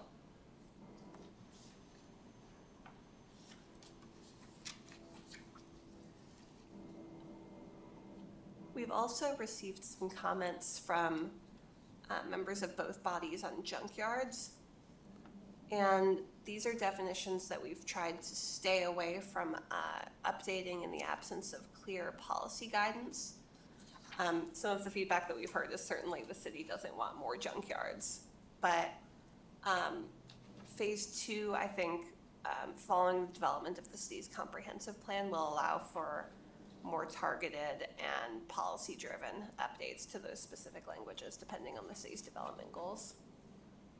Commissioner Stafford, and just for clarification, so the definition is 2 or more unregistered discarded vehicles, well, even appliances. So if I have a project car and then my nephew's car that broke down that I've got and a refrigerator, then I'm now a junkyard? Yep. Commissioner, are you looking at page 15 of the? Yeah, Okay. where it has junk. So it's not, we're not just talking commercial operations, like I'm buying cars and I'm dismantling it. It's if I've got grandma's old car, my old broke down car, and an old refrigerator sitting there, I'm now a junkyard? Is that, I mean, that's how that reads. Yeah, that is the way this definition Okay. currently reads. I mean, I get the point, but that just seems really restrictive. And there are other provisions of the city's code that separately address the accumulation of junk vehicles. For example, the city's public nuisance provisions. Yeah, I've got a family member that's kind of their situation. They've got, several cars that this person no longer needed that. They're all back behind. You can't see them from the road. You'd have to be trespassing to see them. And so I think regulating them as a junkyard just seems oppressive. Are there any changes that you'd suggest to that language? Maybe visible from the road. I mean, if someone puts up a great fence and no one ever knew it was there, I kind of see the no harm, no foul. And that is one of the distinctions that the city's public nuisance provisions draw. I believe one of the requirements for junk accumulating on somebody's yard to be considered a public nuisance is that it has to be visible from a public road. Okay. And we could Well, then would perhaps this try be to- in conflict with this? Because this doesn't address visibility at all. It just says if on any lot you have this condition, you now have a junkyard. And we can try to evaluate whether there is tension between the two provisions, and if there is, bring that into harmony. Yeah.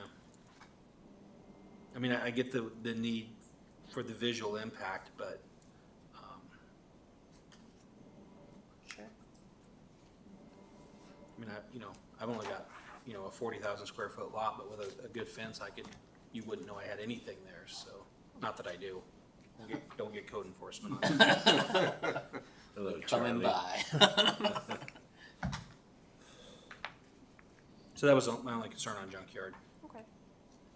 Do other members of the commission have thoughts on that definition? Chair Seals, there's already city code about having too much stuff visible.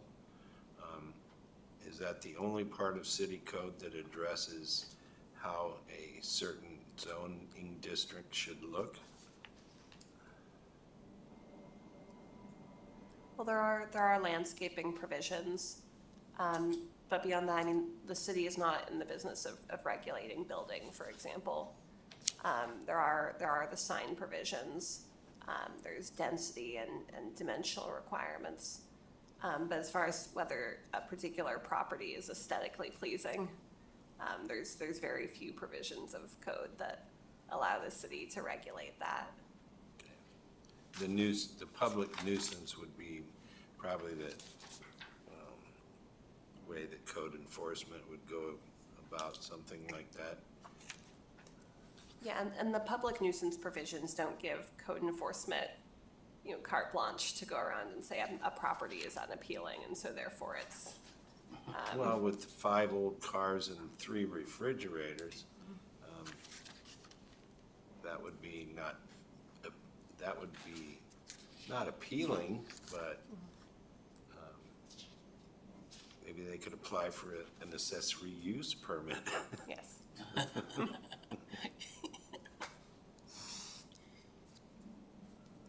Now, with this, are there any noise restrictions? Because I imagine if you've got, even if it's in the backyard and it's fenced off and nobody can see it, but at some point you're gonna be working on that, you know, with some very loud machinery at times. Is there tools? For uses that are more disruptive to adjoining properties, I mean, one of the considerations that the planning department can take into account in determining whether to approve a conditional use permit is the impact on adjacent properties. And ostensibly in those circumstances, the planner or the planning department could impose conditions of approval requiring noise to be below a certain threshold. That is something the planning department can take into account.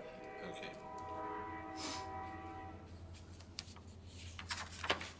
Through the chair, as it stands right now in the home occupation code, it addresses that, and I would have to double check how it's reflected now, but the home occupation talks about noise and things such as that, but there's this blurry line between use again and, you know, things just laying around.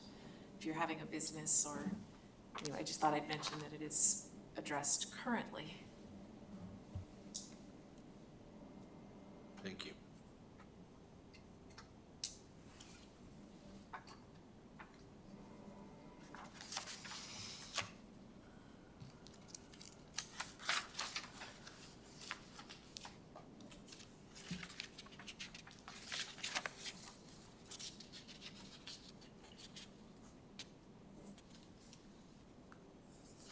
We've also suggested revisions to the definitions for group homes and assisted living facilities, which were substantial and intended to comply with both state and federal law and to create a clear structure for regulation.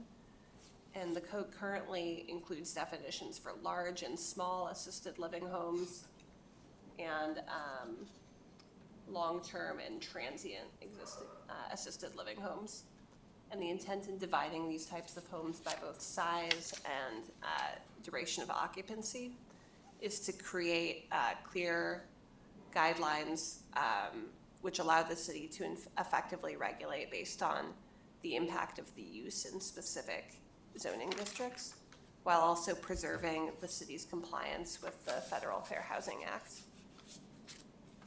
Another housing-related area where we've made some revisions is mobile homes.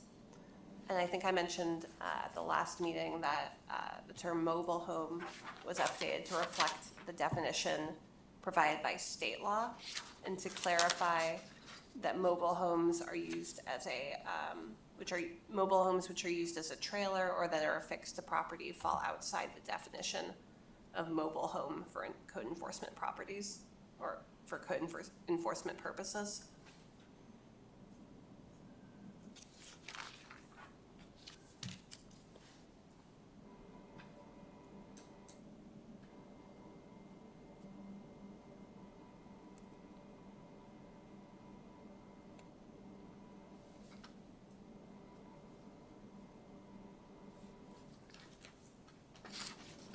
Quick question, as I was looking at the definitions on page 17.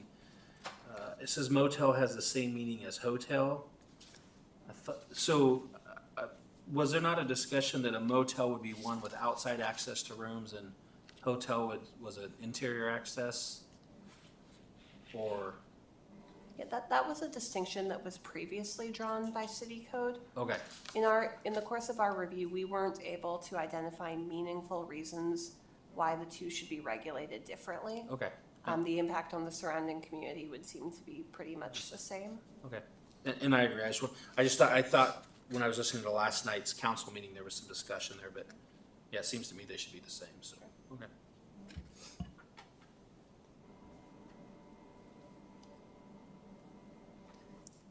We've also updated the definition provided by city code for mulch.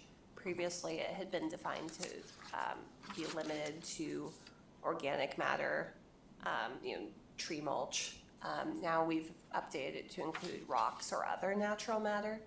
So the feedback that we'd heard from developers was that rocks made more sense, and rock mulch in most circumstances made more sense than wooden mulch. And so we've updated the definition to reflect that. Some other feedback that we got from the commission specifically pertained to invasive species. And Chair Seals, that was something that you and I had discussed specifically also. Our suggested changes to the landscaping provisions, which we'll discuss in more detail later, highlight and strive to preserve native vegetation. Native vegetation is something that we've defined at page 17 of the proposed ordinance in two ways, both to mean dense stands of forests, including trees and shrubs that are naturally occurring in the Matanuska-Susitna Valley, as well as existing vegetation prior to clearing, including trees, shrubs, and other plant species. But part of the difficulty that we've run into in specifically legislating against the use of invasive species is that in Alaska, it's a little unclear what invasive species might be. I mean, everybody kind of understands what that concept is. We just haven't found a good working definition. Commissioner Brown, I thought the Department of Forestry and the Department of Fish and Game just came out with a list Okay. of invasive species. Sure.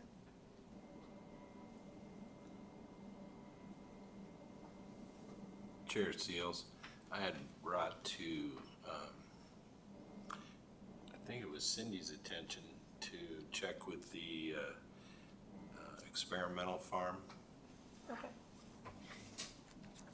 Ms. Clerk Wellman, it was for a personal reason. I was, at my house, I was concerned about that. So, yeah, that's excellent. Thank you.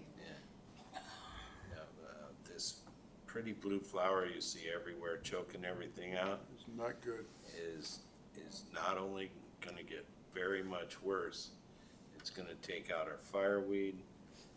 You drive around anywhere there's landscaping where the previous planner had required all these perennials, it's full of that pretty flowered vetch, and it's just killing it. And I think, and I had brought up at the time that the one thing that vetch doesn't seem to like is mowed grass.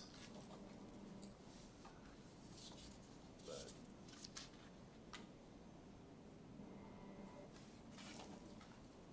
we definitely need to get that in to our landscaping provisions and made the public aware that that's not a pretty flower. Okay.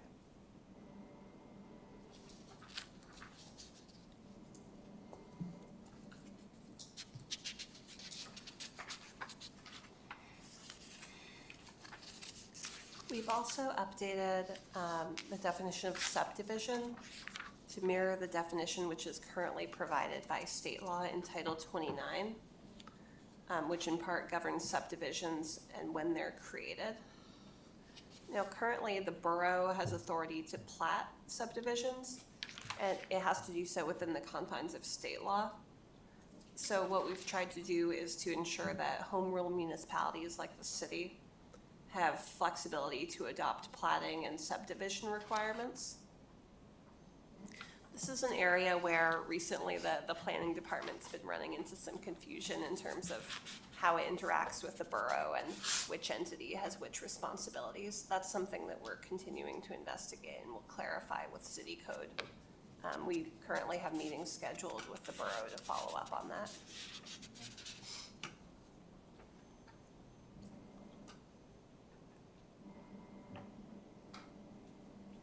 We've also, in this version of code, separated out the definitions for temporary use and temporary building. These have different time periods and different meanings. Otherwise, we've stayed away from revising time periods provided in Title 16.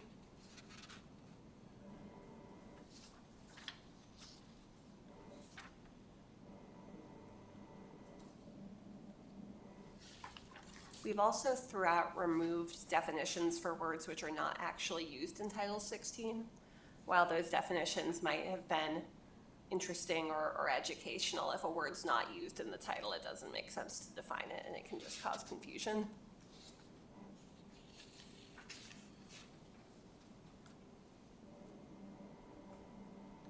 Unless members of the commission have input on any specific definitions, I'd like to move on to talking about the part of Division 2 addressing zoning districts.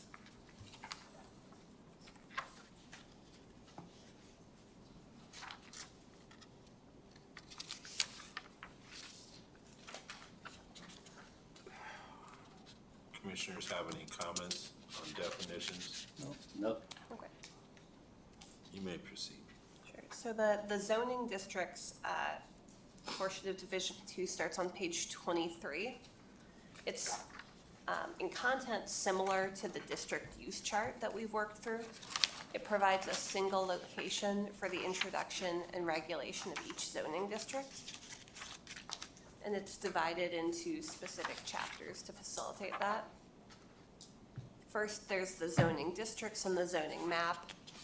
Then there's zoning district RR for rural residential, then single family residential or R2, multifamily, commercial, industrial, and public.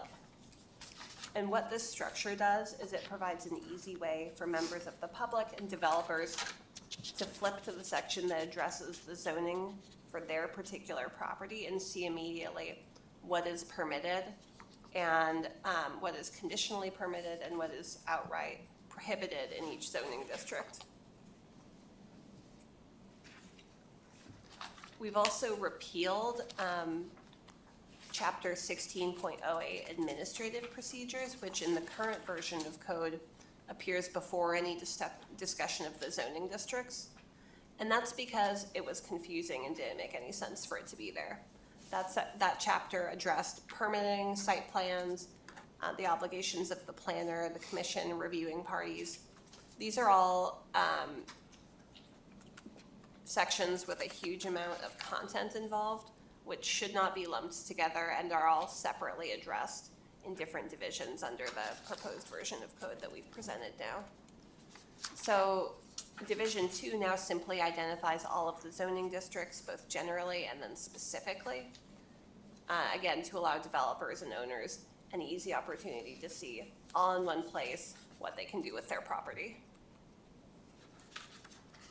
Division 2 also rephrases amendments to the zoning map in a way that reflects current governing law regarding rezone procedures. Current city code treats rezoning like a quasi-judicial proceeding, which requires interplay between the commission and the council in a way which is arguably not appropriate given council's authority in that area. Rezoning should instead be a legislative process, which is how we've reframed it in the proposed city code. And this process more closely mirrors the way rezoning works in other Alaskan communities and helps ensure that the city has greater resources available to it when considering variances or defending those considerations. So it clarifies what a rezone is, what a variance is, and the procedures applicable to both of those.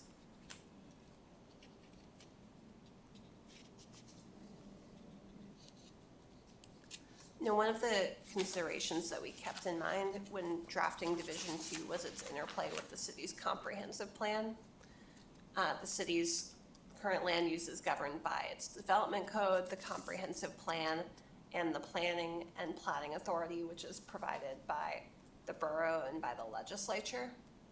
The comprehensive plan's current goals are to provide balanced land use patterns to encourage development and simultaneously to encourage residential housing opportunities, as well as promoting positive neighborhood identities, building a strong civic base, expanding the city's borders. And it also includes specific downtown provisions, including promoting and encouraging development and redevelopment in the downtown area and building partnerships. So today, specifically with regard to Division 1 and Division 2, I'd like to just work through the zoning districts and see whether members of council have any specific concerns or proposed changes to the uses that are permitted, conditionally permitted, and prohibited in each zoning district. So the first zoning district that's provided for in this version of City Code is the Rural Residential District on page 27.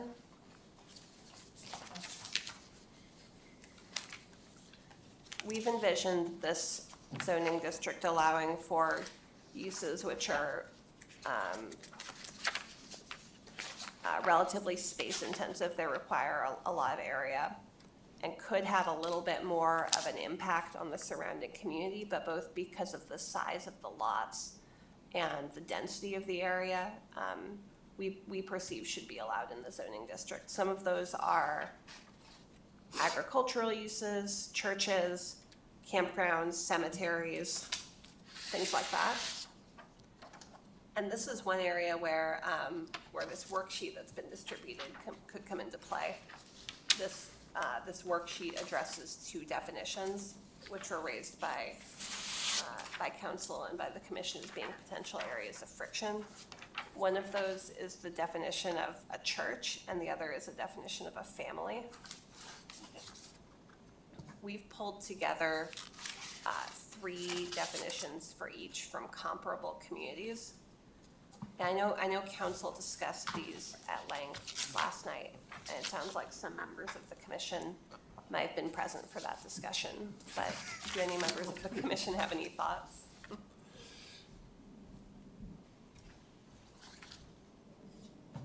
Commissioner Stafford, I think of the 3 listed, I think I most like the one from the Fairbanks North Star Borough. The Palmer one's not bad either. The Soldotna one almost seems too simple. Oh, it's okay. So I like the Fairbanks one. Stole my copy.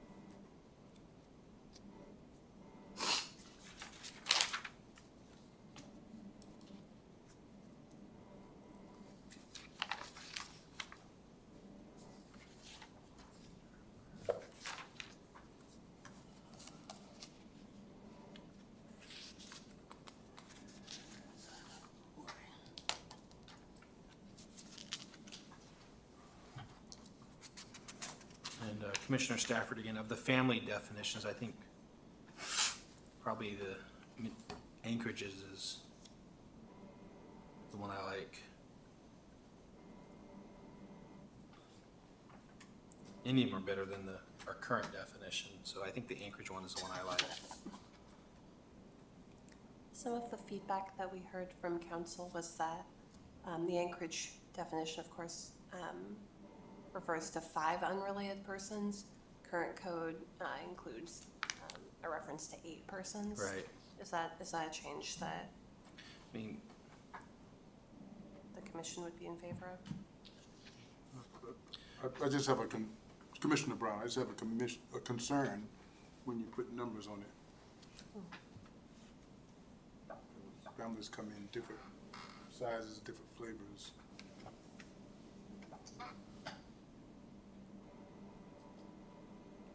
well, and for the Anchorage definition, any number of persons related by blood, adoption, or marriage. And so if you want to define that as family, blood, adoption, or marriage, there's no limits of the number of people. The 5 is just unrelated people. So if me and my 4 buddies want to rent a house together, that's buddy number 6 is out of luck. Well, and for land use purposes, I mean, this definition of family comes into play because it's relevant to how a particular use is permitted, and characterizing the impact that's going to have on the surrounding neighborhood. The idea perhaps is that a home larger than a certain size would be understood to be more like a multifamily dwelling perhaps than a single family dwelling, and should be permitted in that way. Yeah, I understand where you're going with it. I just see as the landscape changes, specifically as we get more immigrants into America and into Alaska, their definition of family is different, and they sometimes come in sizes of 10 and 12. I see 20. I'm serious, I'm not Yeah. trying to make a joke. Yeah. And their definition of family, even though by our definition they're not blood related, so we could deny them the home because they're not blood related, but they consider themselves family. Well, this definition wouldn't be used to deny anybody a home. What it would be used for would be for the planning department to take a set of building plans, Yeah. or a proposed use for a property and say, how do we permit this? What zoning districts would this particular structure be allowed in? And I guess that's confusing, because the building itself is a 4-bedroom house, easy to zone. Yes. So it's been zoned, and now I rent to him with his 13 size, what he's calling a family. And this definition of family would have absolutely no impact on that. Okay. Roddy, you ever rent your house out?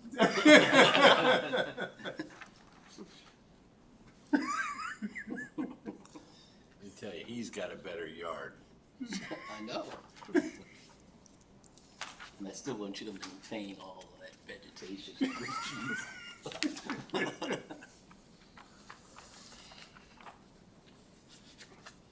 So did the city, on those first two, which one did the city council landed on, for the family and for the church?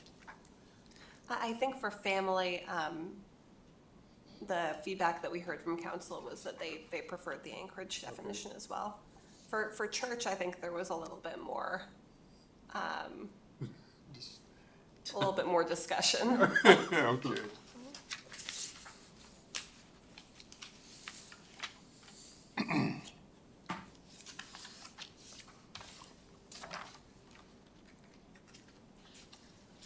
So as far as the rural residential district, are there any comments that members of the commission have on the uses that are permitted or conditionally permitted or prohibited?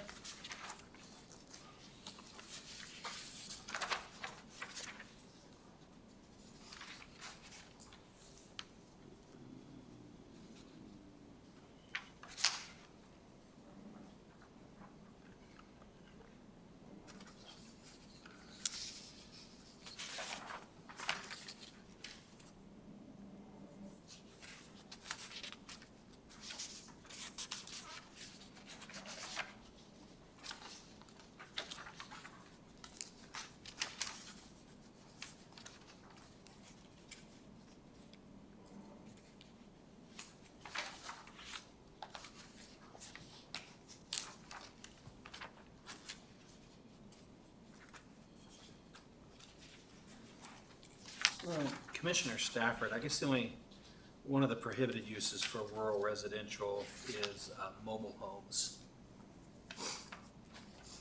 And we've talked a little bit about mobile homes in the past. I guess I just don't see why those would be excluded.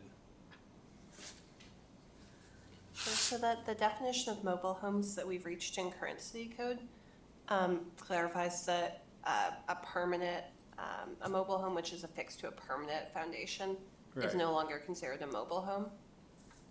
If the commission feels strongly about allowing mobile homes which are truly mobile to be allowed in the rural residential zoning district, that's a change we can make to the proposed code. I mean, I know a lot of times the perception of mobile homes is they're run down, they're old, but I just have seen too many nice mobile home setups. So I don't know. I feel like they get an unfair. They don't get a fair shake.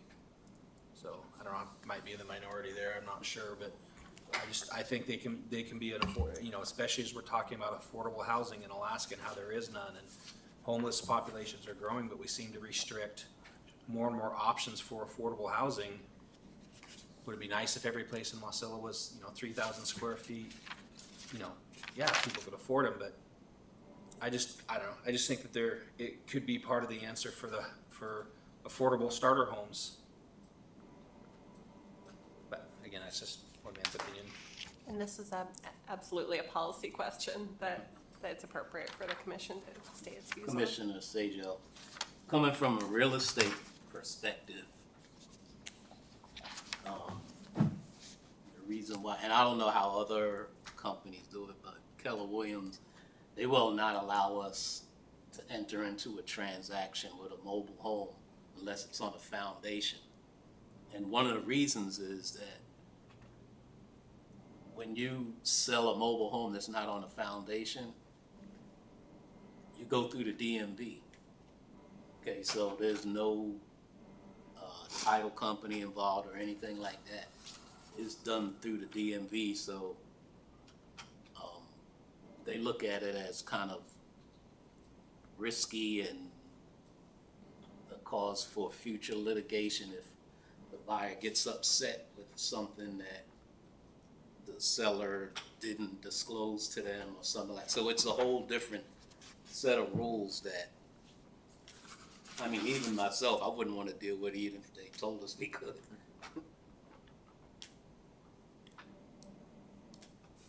Chair Seals, I haven't had a chance to go over it, but the borough just, I think they flip-flopped on their decision for allowing mobile home parks.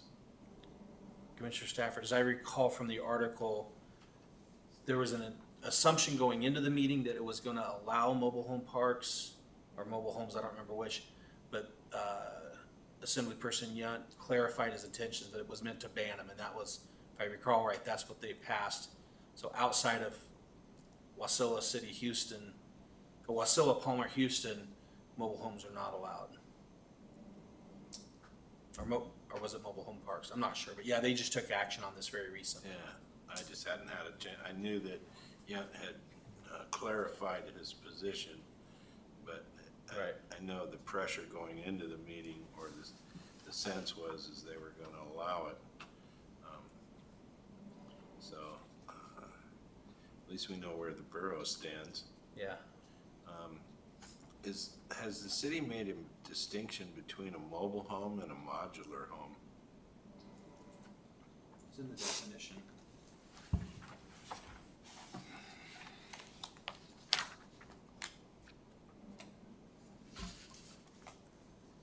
On page 17 of the definitions is mobile home park, and modular home.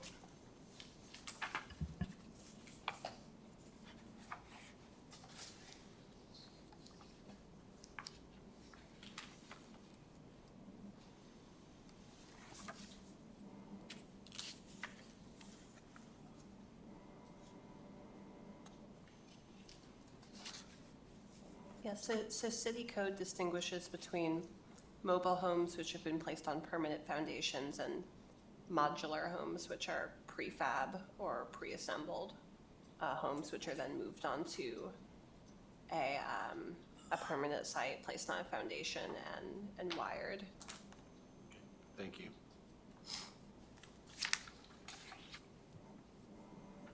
Commissioner Brown, what was the discussion about not allowing duplexes in rural, residential rural? Part of the feedback that we heard on that piece came from Public Works. They explained that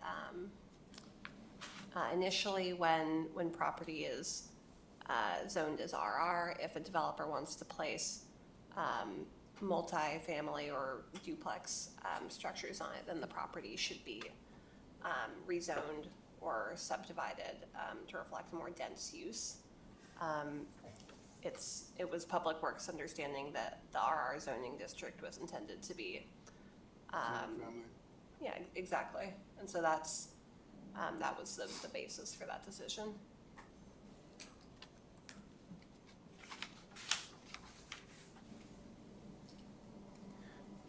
Not to beat a dead horse, but going back to that definition of a mobile home, mobile home, trailers, so forth, similar property used for residential and permanently affixed. So here, if I read that I'm on page 17 still. If I read that, even permanently affixed, they're still calling it a mobile home, or am I reading that definition wrong? Yes, that's correct. So even if it's permanently affixed, according to this, it's still a mobile home? It's still considered a mobile home for zoning purposes. Okay.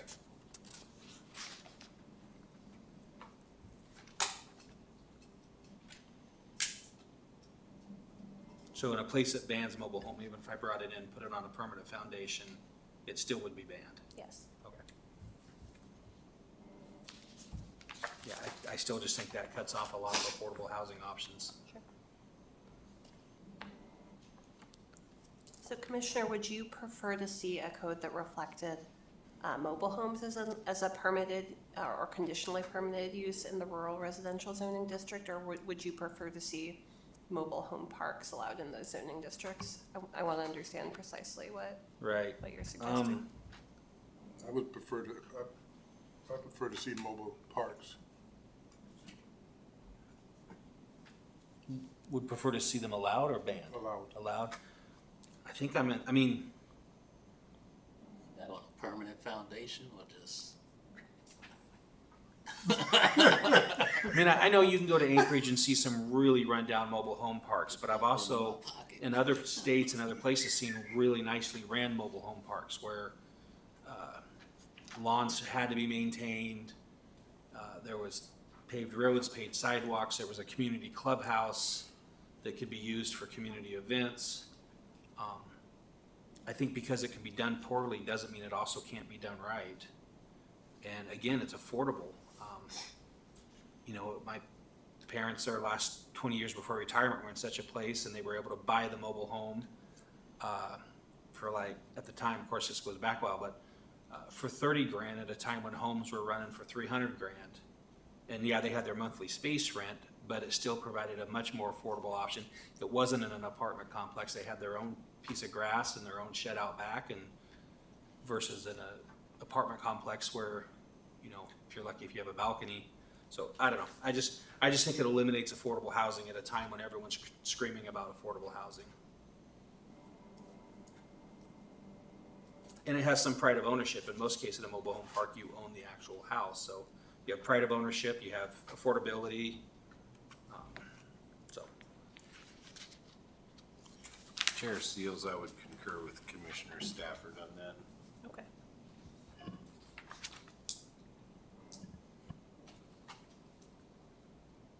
Is there any other feedback that members of the commission have on the uses in the rural residential zoning district?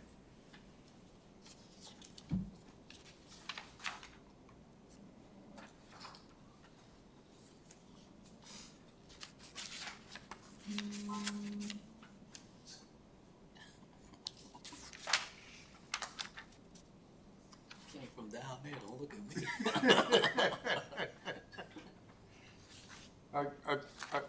not a concern, I guess.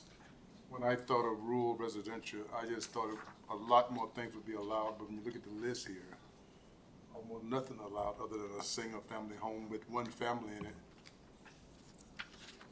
I mean, it's, the list of what you can't do is, Very much larger than what you can. yes. I thought, which is one of the reasons I moved to Wasilla, to get away from Anchorage. And this appears to be designing a new Anchorage. Are there any prohibited uses, Commissioner, that you'd like to see either allowed or conditionally allowed? I'll keep quiet, because I would remove half of them if I had a choice, so. I have a question concerning, so in defining something as rural residential, R1, R2, is there any consideration to give into the acreage of the property? How many acres there are? So there are dimensional requirements for lots in specific zoning districts. Okay. And that's, those are designations that we'll walk through when we get to that division. Okay.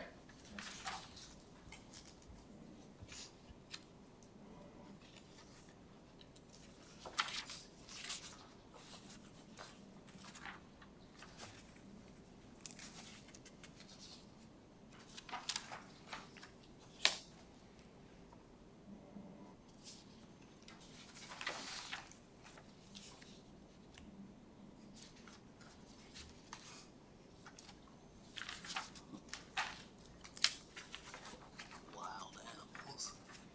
What are we supposed to do, shoot them on sight? So the single-family residential district is a little similar, but because the lots are slightly smaller, the uses allowed and conditionally allowed in this district are a little bit more restricted. So there's no, for example, agricultural uses that are permitted in this zoning district, although poultry is allowed. Yep, don't I know it?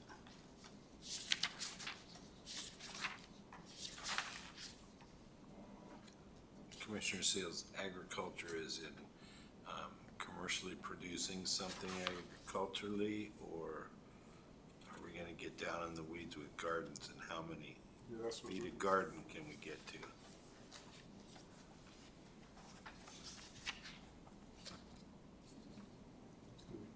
No, so agricultural uses are defined with regard to commercial activity.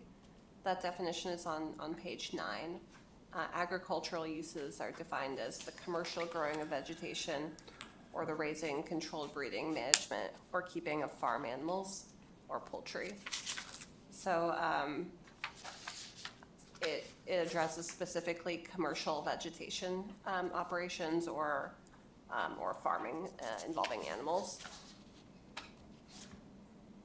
So this would not apply to regulate somebody's personal vegetable farm or keeping poultry, which is separately permitted. Till they sell the vegetables or the eggs, then they become a commercial operation. Yeah, I don't know that there's a distinction between large-scale commercial operations and somebody selling Yeah, zucchini well, that they've grown in their garden. You wouldn't have a large-scale commercial growing operation in a 2-acre rural residential lot. No. Some years you could. This year I walked, but past years, my private garden produced a lot of stuff. Yeah. Melvin wouldn't pay for it, though. No, we wouldn't. Okay.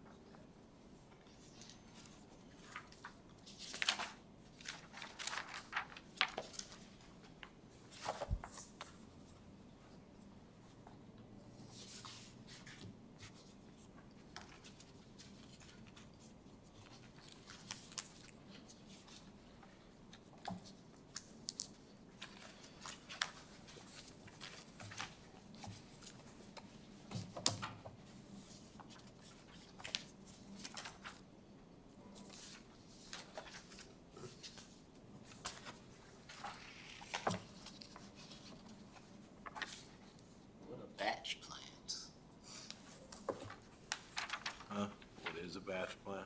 batch plants. That's where they mix asphalt or concrete? Hmm? You're asking about a batch plant? Mm-hmm. They either mix materials for concrete or asphalt. Oh, okay. That's what that would be.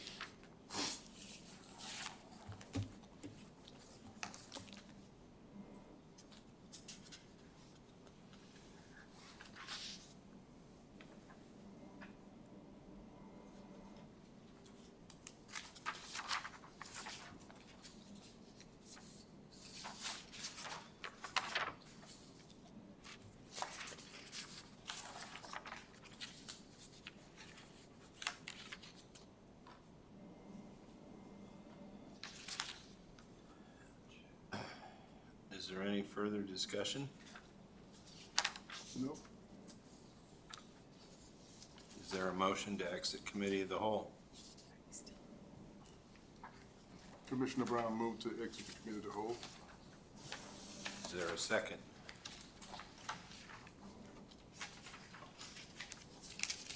Commissioner Stafford, second. It has been moved by Commissioner Brown and seconded by Commissioner Stafford to exit committee of the whole. Are there any objections? Hearing none, we have now exited committee of the whole. The time is 8:30 p.m. We are now into communications. Are there any comments on the communication items as presented?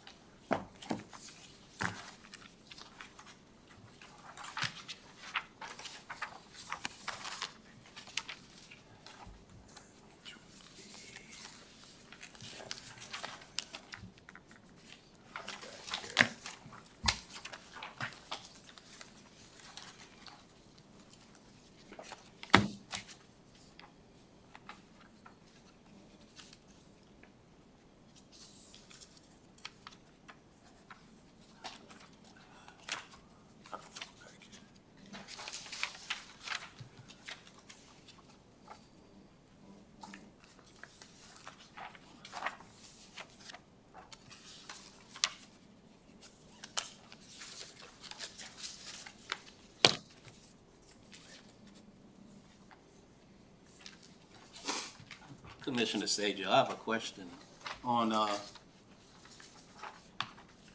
these liquor license renewals. I'm just curious, how much is that costing? If anybody knows.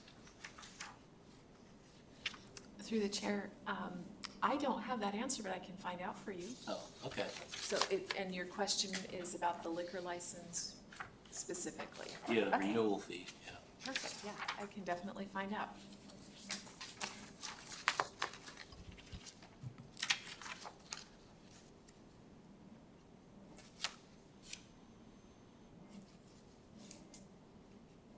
And through the chair, one more time, it is something that's done by in conjunction with our licensing department, as well as the police department. It's kind of a joint thing, and then our department in planning, we look at the land use to make sure that they're permitted correctly. But they come up on our licenses, as you see. But I will definitely find out. All right, okay, I thank you. will.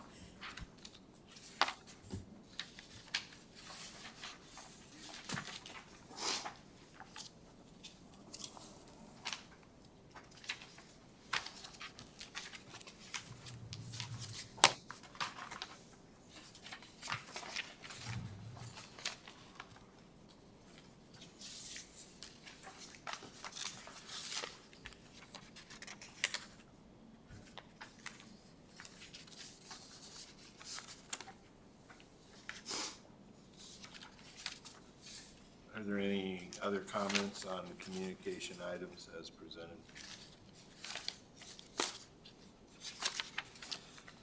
We are now at audience comments, a time for members of the public to share their views with the commission. This is not a question and answer session, period, or a time for dialogue. Speakers may be referred to administration, or issues raised may be taken under advisement by the council or administration. Is there anyone present who would like to address the commission? No one wishing to speak, we now move on to comments. Does the clerk have any comments? I wanted to thank everybody for their participation tonight. It was a very productive meeting. I liked all the feedback. And our next commission meeting is August 27th. And also, I put in there on the table a copy of the rezone, which will be coming up at our next commission meeting. Thank you. Does the city attorney have any comments?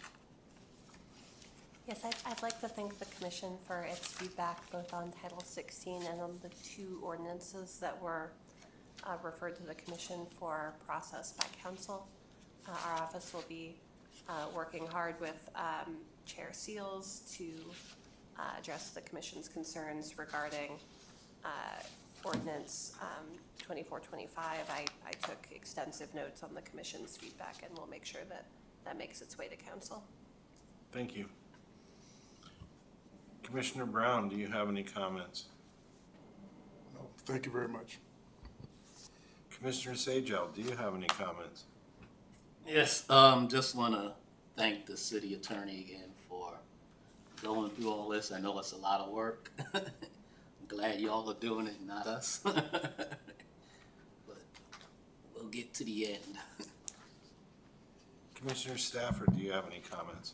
Yeah, I also want to thank the city attorney for their office's work. And for me, reading through how we now have the uses for each district clearly defined, and you can flip back to the definition to find what a batch plan is or automotive cells. I appreciate how it's laying out. I just feel so far it's been a lot more understandable than what we had. So I want to thank you for all that you guys have done. And of course, you're not done yet, so good luck. Other than that, I appreciate the discussion we had around the two proposed ordinances from the city council concerning what we do, and hopefully some of them listen, since they weren't here tonight. Otherwise, that's all. Chair Seals, I agree with my fellow commissioners. I'd like to thank the city attorney for the work she's put forth. I would also like to thank our planning clerk for her countless hard effort at helping us through all this. With no further business at hand, I'm adjourning this meeting unless an objection is raised. Hearing none, the meeting is adjourned at 8:36 p.m. All right, my hand up. Hit the gavel. I haven't hit the gavel yet. Go ahead. Are you ready?